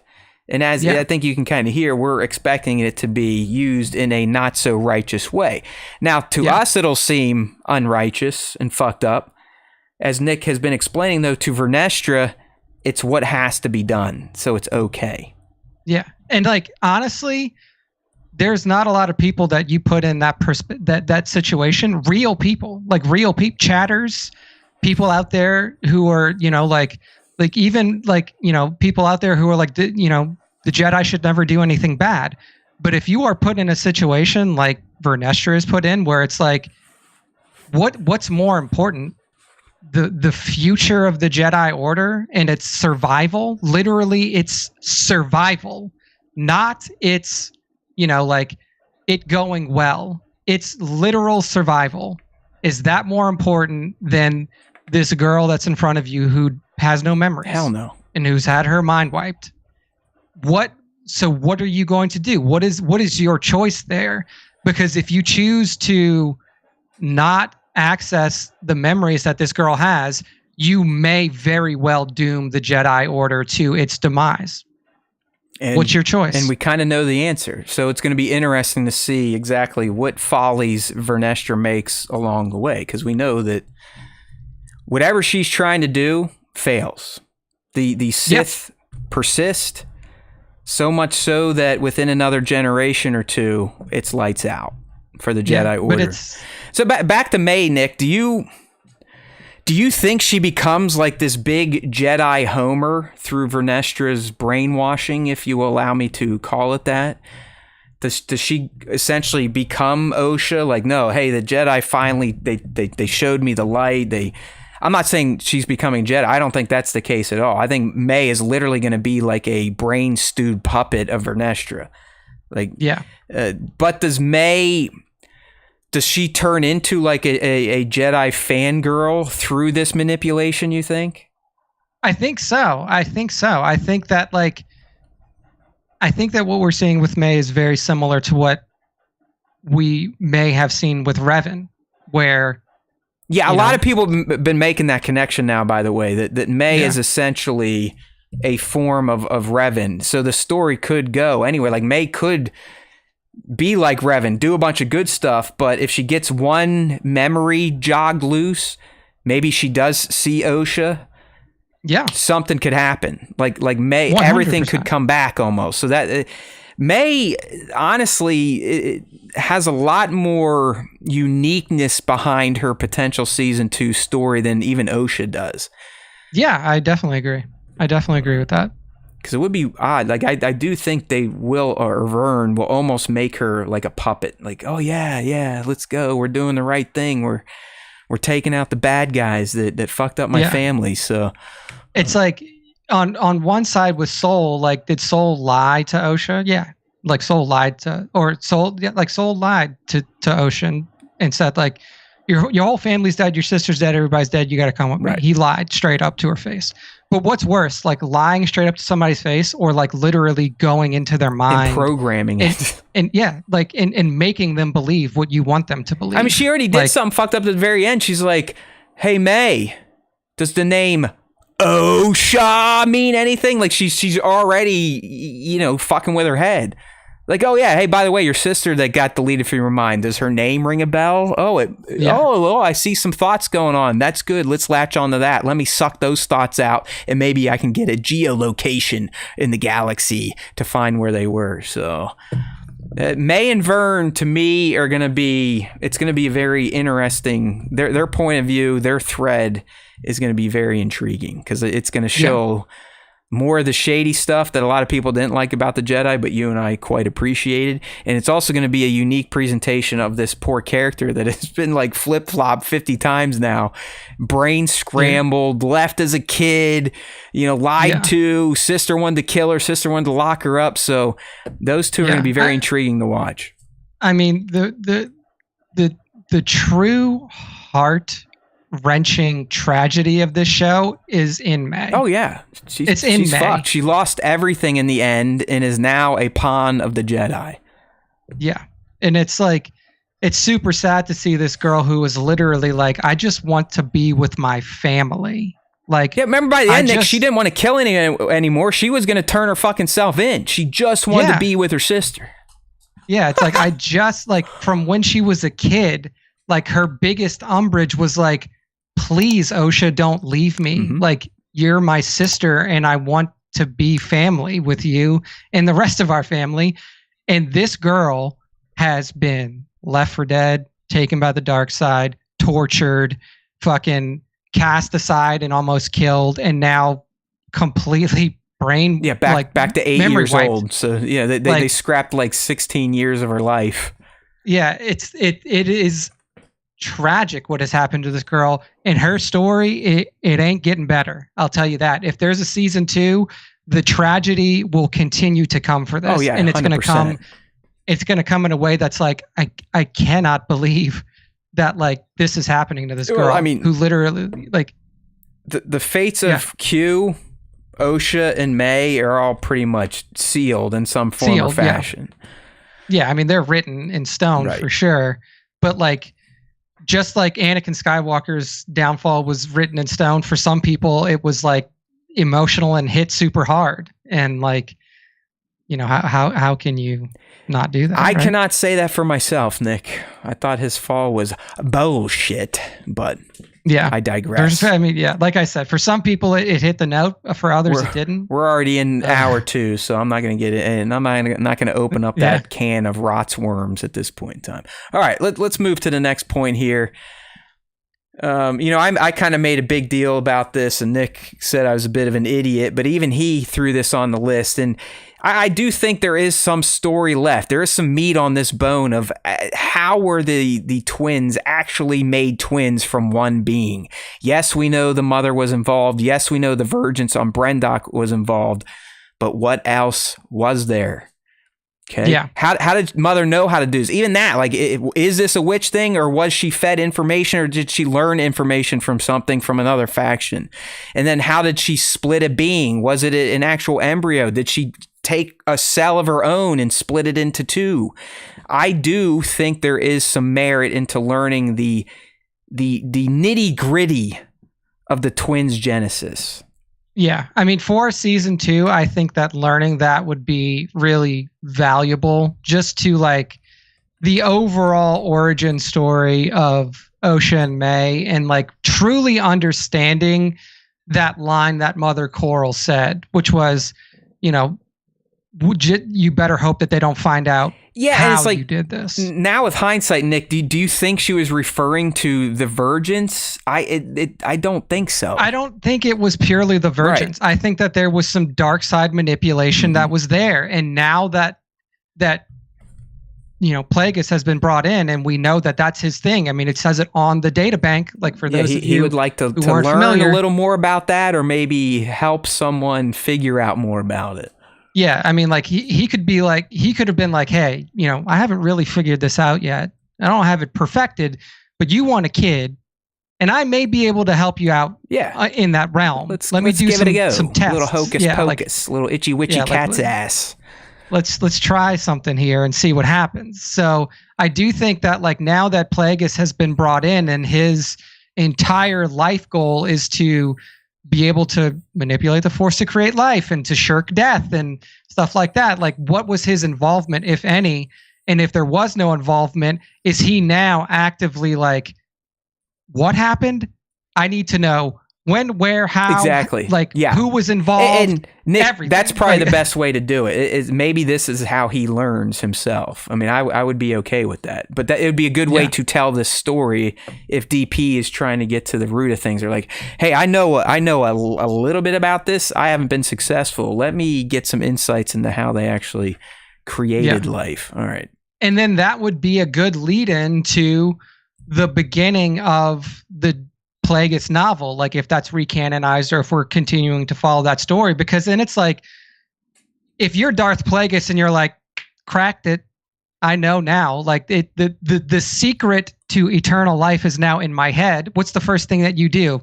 Well, I'm going to kill this guy now because I don't need him. Right. Like, you just Tenebrous, you keep yourself alive.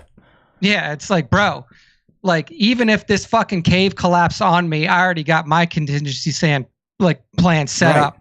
You don't, like, you're fucked. Well, I mean, dude, it would change. He's like, well, why do I even need fucking my own apprentice? I already know how to keep myself alive forever, so fuck it. Fuck you, Sheev. Okay. So, yeah. All right, yeah, I'm down. I mean, I was down at the end of episode 8. I'm like, hey, that's not enough, so I'm glad you're coming over to the dark side. Well, you know what? We just talked about her a little bit, but we both think that there is some merit into kind of touching on the fate of Mother Coral. She disappeared. We saw no body. Leslie had confirmed as much, so she's on the table for season 2. And I think as Nick kind of speculated here, bringing her back in would be a good way to explore more about the twins' genesis, considering she was the one that had the line. She's the one that's definitely, tilted more to the dark side, a little more angry, a little, a little off the handle, off the rails, whatever you want to say.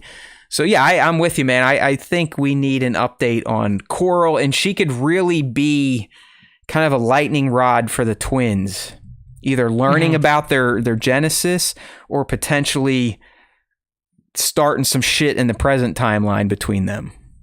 Yeah. No, I totally agree. I mean, like, she is the one. She's also the one person who has any information, like that anybody could follow up on. Right. Like Vernestra would have. I mean, outside the twins, she's the only survivor. Yeah, like Vernestra would have a deep desire to talk to Coral for sure if she knew that she was still alive. That's another valid narrative path for her to come back. You know, what if May's memories are just, you know, pointy head lady. And listen, Leslie, and I'm not going to get this summary verbatim, but she essentially says, like, hey, you know where Coral comes from. She's a fucking Zabrak. You know what's going on that fucking planet. So yeah, I mean, there's all sorts of potential for shady, arcane, dark stuff going on based on just her race. Yeah. Okay. Yeah. What if she's the mom of Darth Maul, or the great grandma of Darth Maul? She could be. That's for sure. Okay, another one here, and this is kind of playing in what Travis Mitchell was saying a bit ago, and kind of where Nick ran with one of my points about a Jedi being involved. But we're talking about, we want to see the way I typed it here, the Sentate audits the order. For people that know how to spell and read, it's Senate audits the order. So we want Rayancourt to get his way.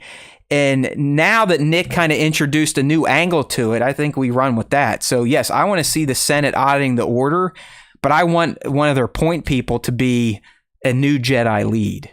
But really, the Senate auditing the order, I think, has to happen. That's just going to make Vernestra's her drive to kind of undo her past even stronger. It'll make her do even dumber, shadier shit. And I think we will start to see how the Senate kind of starts to really take control and dictate what the order's getting into, to the point where Dooku in Tales of the Jedi is like, yo, the Senate is fucked up. They're sending us to their own planets to kill their own people.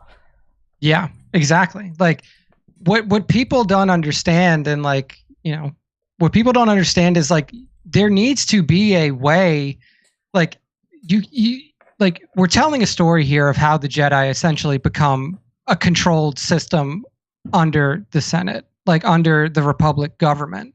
And like, up until this point, there was this idea of the Jedi Order as like, oh, well, they're just peacekeepers of the Republic, right? Like nobody, like they govern themselves. They are the sole proprietors of their decisions, and nobody else has influence over it. But within the prequel series, it is the opposite. That's the opposite of what we see for the Jedi. The Jedi are constantly being told what to do by the Senate, and they're constantly doing it. Like they are going on diplomatic missions by order of the Senate to talk to the Trade Federation. That's what fucking Obi-Wan Kenobi and Qui-Gon Jinn were there to do in the beginning of the prequels. They are running protection details for senators. That's what Anakin Skywalker was doing after the assassination attempt on Padme Amidala. They are fighting the Senate's war for them. Yeah, they become generals. The Jedi never had ranks. They were Padawan, Knight, Master. Yeah, it's like this idea that like the Jedi should not have. They shouldn't be like the idea of like people watching and the fans being like, well, why are the Senate being involved with the Jedi? Blah blah blah. The Jedi should be this way, or the Jedi should be this way. It's like, well, guess what? They aren't, and they weren't in George Lucas's films. So we have to see how we get there, and like what Rayancourt is proposing is what leads to that. Is what leads to what we see in the prequels. That the Jedi Order literally cannot say no to Palpatine putting a member on their council. Like how do you get there if you just want the Jedi to be the ultimate good, never do anything bad? They're the heroes and they're always doing heroic things all the time. Like you don't get to where we are in the prequels if things like this don't happen. And I think it's just like, it's naive to believe that the Jedi can only do good things but then end up in the situation that they were in the prequels. It's just a naive viewpoint. Yeah, no, I mean, the Senate was, I mean, the Jedi's own hubris in their choices, that's the main reason they fell, but the Senate kind of helped push them over the edge. And like the Jedi didn't do anything about it. Like the Jedi could have been like, you know what? Like, you want to do an inquiry on us? Well, guess what? We are fully removing ourselves from the Republic, and we are going to be as we were established to be. We are peacekeepers of the galaxy. We are not Republic police. We are not your minions to order around and tell to do, and we are not your order to audit. We are the Jedi Order, which is separate from your Republic system of government, and they did not do that. Every time the Senate came down to them and said, you're going to do this, or we're going to do this to you, or we're going to audit this, or we're going to put this person in place, what did they do? They capitulated. And they said, you know what? I guess that's what's going to happen. I guess that's where we're going. So yeah. Yeah. All right. And I think our next one kind of follows up here where we're saying we'd like to see Raincourt becoming a point of view character again. There's that term for those of you that think I'm trying to talk about shit I don't know about, but it makes sense. And the reason we need him to go POV, he was awesome. I mean, Dave killed it. He was fucking slicing and dicing the order just with words and looks. Fantastic work there. Very interesting character just in 2 little scenes he got, so that's another reason to bring him back. But selfishly, I would like Raincourt to become POV so we can really find out, is this just a politician with a bug up his ass to make a name for himself? Or is he being influenced by the dark side? And the only way you really get that is if he becomes a more prominent character in the series. Yeah, no, I totally agree with that. Is like understanding like his motivations and seeing where he is coming from. You know, like is he somebody like the Martez sisters that were like, hey man, like I don't have any umbrage, like I'm not trying to pull you down from the inside for any other reason than what you have done to me? Or is he a person that is kind of like you said under the boot of the, you know, a more shady organization? Yeah, I don't want him to be Sheev Palpatine Part 2, but I do want to know, is this guy just politicking or is there something else behind his hard-on for the Order? Okay. Yeah, agree. I think that's it. No, last one here. And we kind of touched on this too. Look at my awesome graphic work, by the way, if you're on the live stream. If you want to join 5 p. East Wednesdays or as close as we can get, youtube.com/Star Wars Time Show. So the last one here, Nick, all the air's starting to come back up. I'm sorry, people. We're hitting the end of the show. I've sucked in a lot of air and it's wanting to come back out of my face. But last one here before we get to the fan segment is we would like to see how the rule of 2 affects these 3. And these 3 are DP, Kamir, and Osha. Leslie's already hinted at it. That's why I used the closing shot of Kamir and Osha kind of staring into their future. Like, hey, we got the world is our oyster kind of feel. But she's like, in the end, it's not really that happy of an ending because we all know about the rule of 2 and we all know about the guy in the cave that was watching. So I would like to see, let's say season 2, hey, Leslie, this is it. You got to finish the story you want to tell. I would like to see how the rule of 2 affects these 3. Who turns on who first? Yeah, I mean, I think that Plagueis is going to turn on Kamir and Osha first, for sure. Yeah, we can pretend that we don't know the end here. But what if Kamir tries to turn on him and Plagueis just takes him out? Easy. I guess that could happen too, right? I mean, yeah. I mean, and the thing is like we know the only future for these 2 people, for Kamir and Osha, is if they disappear in the galaxy. Like, is truly if they. Like if their path is to be the creators of the Knights of Ren, essentially, like there's no other way that they can find their way out of this story alive. Yeah. And it's because Plagueis' ultimate goal is to find a apprentice that is going to lead him to the fulfillment of, you know, Bane's plan. of retaking the galaxy as a 2-person duo. Damn Skippy. And now, and like, that's not going to happen with Khmer. Like, there's no way that's going to happen with Khmer, because coming from Philippe, I hope Khmer and Osha kill Plagueis and break Scannon. I mean, as many people times would go fucking nuts. Even I would have to maybe make a video about that. I would like to see it happen just to see everybody lose their mind. Oh, dude, people. I would like to see it happen just for that. Yeah, you would have like the boys style head explosions happening on YouTube left and right. I mean, non-stop. The Newman head nuke. Yeah, I mean, it'd be interesting. Does the master just go, you know what, enough's enough? They actually are getting a little too powerful as a couple. Winga Wang, or is it Khmer? Like, Osha, it's me and you. We got to take him out. Winga Wang. All jokes aside, they're not going to kill Plagueis, clearly. So to me, it just comes down to who makes the first move. Is it going to be the master wanting to snub out the youngins, or the youngins trying to get a little too big for their britches and going after the guy in the cave? That's the big question. All right. Well, that was fun. There you go, everyone. That was our 15 things we would like to see in the Acolyte if it gets a second season, if being the key word there. But now it is time to transition over to our fan segment. I guess into our fan segment. We do it every week to close out the show. We'll run a little late, so hopefully we get through this a little quickly. But there's 2 ways to get involved. You can punch up the question of the week.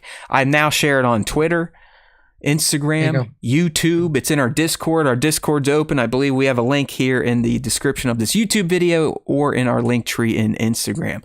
So you just got to look for the question and respond to it in some capacity. The best way to ensure you see it is to follow, turn on notifications, and smash those like buttons on everything we put out so the algorithms think you like us. Not enough people like us because the algorithms keep us buried. Anyways, we got the Q of the week and our top 5 Star Wars fan arts features of the week. This is done exclusively through our Instagram account at StarWarsTime.show. You got to use hashtag Star Wars Time Show. More importantly, though, if you want young Nick to review you and consider you for the top 5, you have to do add tag at StarWarsTime.show. That's right. All right. So first up, we got the question of the week here. Let's go ahead and put that screen away. Let's get the question popped up here. We're asking everyone, like, hey, what would you want to see in season 2 of The Acolyte? All right. First up, we got Johnny Osage Ave. Johnny's back, and he's first up this week. He says, hello, SWTS. A season 2 would be nice, but I don't think it's super necessary. If a season 2 were to happen, I would think that they could close all the loose ends in perhaps 2 episodes, which leaves 6 or so to explore new story content. Perhaps a flashback showing Revan and introducing Bane.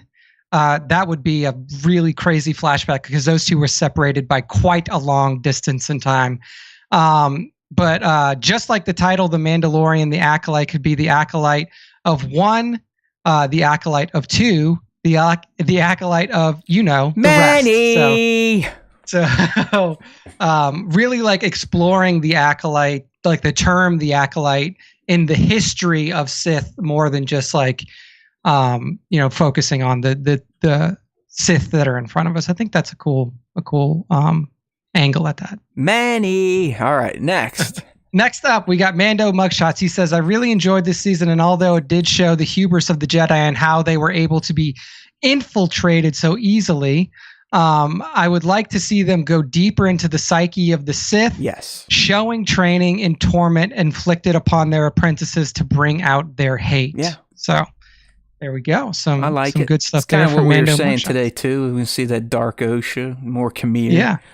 Yeah, indeed. Next up, Black Series Natural Light says, Natural Light, is that the beer, or is that you using Natural Light I in think your they're Black a Series? toy for Tog, so probably the Natural Light. I mean, maybe both ways. I haven't right? He's had got a Natty Light in a though. long time, and I'm proud to say that. Like, I don't think I'm cool if I drink cheap, shitty light beer. It's not cool. Oh, man. All right. So they say, yes, too many unanswered questions. Sadly, too many cool dead Jedi, too. Khmer and Aisha's story is worth telling. And more Plagueis is certainly welcome. He often worked in the shadows, but to see Damask at his lab would be a major win for this series. That would be pretty cool. He had a hidden Sith lab that was being operated primarily by a droid that he had taken into his service. That's where he was doing all his alchemy and shit. Yeah, so that was like his special Sith hideout. Yeah. Lady Elaine 24 says, I think Kamir's backstory with Vernestra would be interesting. They both are intriguing characters who obviously have a history together. If they did, then we could also see more about the Sith side of the Star Wars saga. As much as people don't want to admit, the dark side plays a huge part in all of the stories, and the Jedi are far from perfect. I like that from this lady here. Truth, shit. She's just got getting hardcore. Yeah. I will say that your mom her fandom has been ignited by the Acolyte for sure. Yeah, she watched Bad Batch too, but it's like she's becoming a fan of SWTS finally, I guess. Yeah, I know, right? After almost 10 years. She's like, I might as well watch this stupid asshole son waste his time. So yeah, I mean, shit. Well, thank you, Mama. Next. Next up, we got Abigail Sky. That's right. Abigail Sky tells us that they would like to see the backstory of Kamir and Darth Plagueis. Let's actually see the Sith perspective. And they would also, they also say, I would like to see the history between Vern and Kamir. Basically, all things Kamir. He is the Grogu of the series. That's no doubt. That's very true. That's very true. So really seeing, like we were talking about, the dark side and light side perspectives of Kamir's journey. When it comes down to it, all Star Wars fans love the bad guys. I mean, just admit it. And then next up, Whiskey Cantina says cancellation, so they're not. It's fair take to the question. Yeah, fair reply. Hey, they don't want to see a season 2. And then I will say that Phil just said that he misread the question in the chat. So he said, so he wasn't necessarily answering the question of what would you like to see in a season 2. He's like tangentially there. Yeah, he's sort of like. He just took it as, do I want a second season or not? Yeah, do I want a second? So Phil answers, he says yes and no for if he would like a second season. Yes, for the sake of knowing how certain storylines resolve, but if the treatment of the Jedi is simply more of the same, while it's not my preferred type of story, I can appreciate the concept of showing the Jedi in a different light. I feel they were a bit heavy-handed with the plot point in season 1. So maybe a little bit less focus in a potential season 2 on the flaws of the Jedi and a little bit more. I'm going to go out on a limb, Nick, and say that Phil probably didn't like a lot of our discussion points today. Then maybe I don't know how long he's been here, but I know that Phil does. He does do rewatches. He will catch all of the missed. Yeah, I'll give you some BTS. After, so. We were going to try to get Phil on here to talk like real life. We tried like space shit, but he's involved in something so hardcore that they're like, Phil, no. Phil is a true aerospace engineer, and there are just some things that he cannot talk about. So I was kidding with Nick. I'm like, so he's fucking really working on a hyperdrive then. We will never know. That's right. We will never know. I thought that was kind of funny though. That would have been a fun conversation. I just wanted you two get on here and I'd just sit back and watch you two fucking headbutt each other nonstop over the Acolyte. I don't think that's what have happened, because really, like, I mean, Phil's got some incredible perspective into our real life space program and like what's being worked on and stuff. But totally understandable from his company that they don't want him divulging industry secrets on a very little watched podcast. The question is, does he like SpaceX? Yeah, I don't know. Is he allowed to like SpaceX? Phil, can you answer that question? Are you allowed to like SpaceX, considering that they are a direct competitor? All right, so. This is a Phil's Twitter one here. We got a new one, a Twitter. Yeah. This is from LC Webbs on Twitter. They say stakes going through the roof as Osha and the Stranger are on the run from Vernestra on one side and Plagueis on the other, and the reveal of his real name. Okay, so they're positioning. We're going to get Kamir and Osha are like the main thing, and we're going to get different point of view from the Jedi chasing them down and the Sith chasing them down. So like he's more seeing it as like, they're not comfortable. Oh, this is a where they she-her. are. This is a she-her, damn it. Yeah. So what Webb's take is that she feels like Kamir and Osha are not comfortable from either side of the story. Phil says that he's only allowed to say bad things about SpaceX. I thought NASA was using some SpaceX shit though, weren't they? Didn't SpaceX send up some? Phil does not work directly for NASA. I will not say who he works for in individual. Virgin Air, bat guess Virgin Air. He Richard Branson. Yeah. No, Phil does not work. Phil is not the right-hand man of Richard Branson. Got you. I mean, I never really looked at it in that perspective of like, are they truly like galactic-wide fugitives now? Like they clearly are going to be wanted by the Jedi and Vernestra in particular. It's not a bad angle, really. I kind of dig it. Because then that would push them more towards that that foundation of the Knights of Ren. Let's be our own thing, right? Something like that, yeah. It's like if both sides are trying to kill us, what can we do other than create something? We have each other. So. All right. Well, that wraps question of the week there. Thanks to everyone that participated. Like I said, we're trying to spread the love around on the socials for this. So just make sure you're following, paying attention, Discord, YouTube, Instagram, and Twitter. Indeed. All right. So we are now moving into the top 5 Star Wars fan artist features of the week. Matt already told you how to get involved in this. It is @tag @StarWarsTimeShow. So make sure to do that on Instagram. So to kick off the top 5 this week, we have Photoygrapha, one of my favorite Star Wars toy photography names. They hit it all. Photoygrapho gives us this awesome look at essentially a TIE fighter entering atmosphere and breaking apart. It's entering atmosphere hardcore because the shit's fucking melting. Yeah. So basically, for those of you out there who don't know this, TIE fighters do not have shields. They don't have shields, so they cannot fly in atmosphere. So that's why every time you've ever seen a battle with a TIE fighter involved in it, it's likely in space, because if they are to fly a TIE fighter through atmosphere at a speed that they would fly through in space, it would just break apart. And that's also why you see every TIE fighter launch ever happen through the hangar of a ship that's already in space. Yeah, just in case they missed that, yes, we know TIE fighters can fly from the ground. Nick's talking like they can't come from space back into atmosphere. There you go. Yeah. They can't go that other way around. It like they would do this. They would fall apart in space or in atmosphere. But I thought it was cool, like the kind of like bokeh and like falling apart effect that's happening on one of the wing panels, the fire, everything, the blur. I thought it was a pretty cool shot here. It's just, again, I mean, I'm thankful that I'm kind of over a lot of my collecting, but these Micro Galaxy Squadron collectibles are awesome, and they're great for toy photography because they truly are damn near miniatures. If you can see up on the live stream, I've got a behind the scenes shot. I mean, the thing's like the size of his hand. And it's always awesome when you can take something tiny like that and make it feel big. So digging what we're seeing here from Photoygrapho, all one word, on Instagram. That's right. Next up, we have Kubus, the toy photographer, on Instagram. That's Kubus, KUBUS _the photographer on Instagram. And we have an awesome Lego shot from Star Wars Jedi Fallen Order. Right. And it is the first time BD.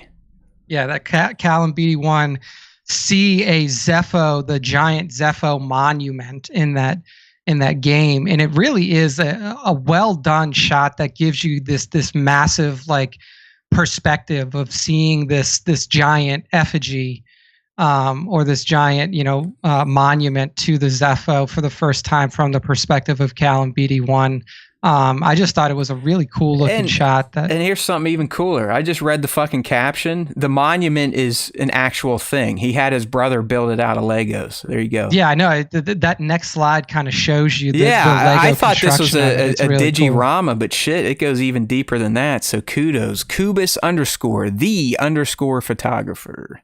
Yeah, it was really cool. Good stuff there Very from Kubus. Nice. Next Next up, we have This one, Galactic. I love this. This is so good. This one's so great, dude. This one's awesome. This is Galactic Photography 66, and they are they're going Into right a at their new namesake. galactic empire. So it is now the official. So what we're seeing in this shot is the moment that Palpatine reorganizes the Senate or the Republic into the first galactic empire, as he said Doing on the his stage. little And teary speech about the attack on Yeah. his life, the leaving attack him on my disfigured. life has left me scarred and disfigured. I mean, it's a picture perfect recreation of that scene with toy photography. You see the Senate chamber behind him. You see him standing in his now Empire branded Senate seat.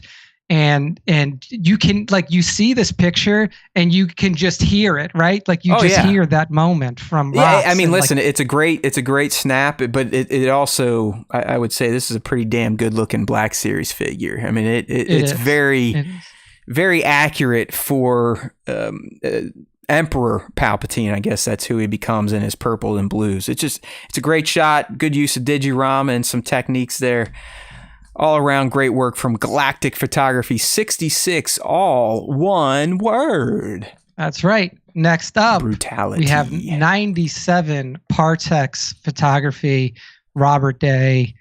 I mean, Robert is like cream of the crop in terms of toy photography at this point in the game.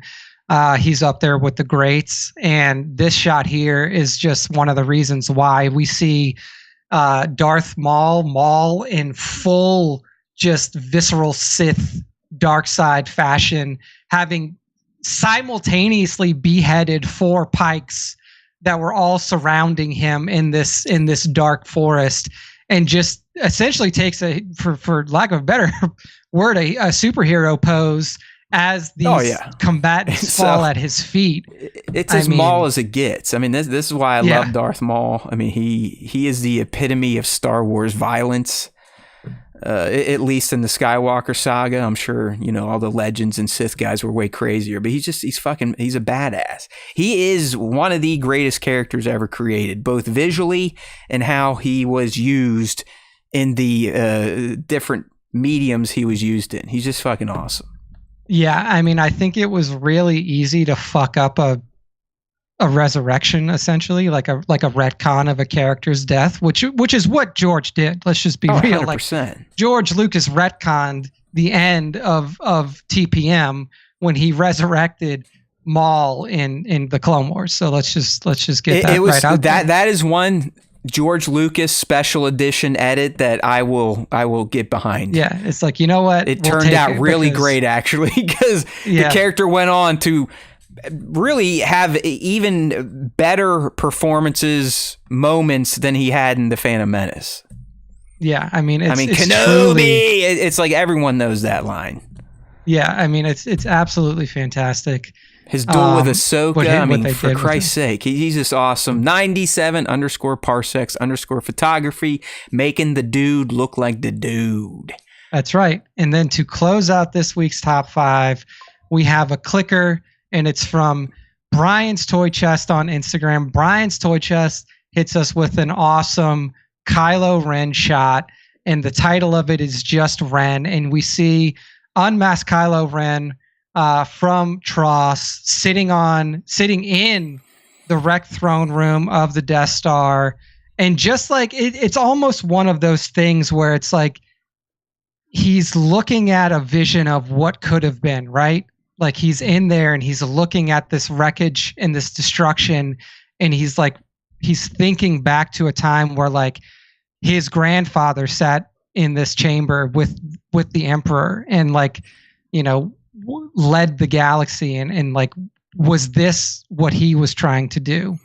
I mean, that's a great way to describe it. Brian did an excellent job here matching a digital background to this Hot Toys character. I think this is the Kylo I have. Yeah, I didn't get the first one, but yeah, I mean, we said this about Brian's Toy Chest before. They're just it kind of speaks to me because I've always liked the toy portraits, especially with the Hot Toys line, and that's almost exclusively what Brian's _ toy chest runs with, and they all look fantastic. Give them a follow on that Instagram. That's right.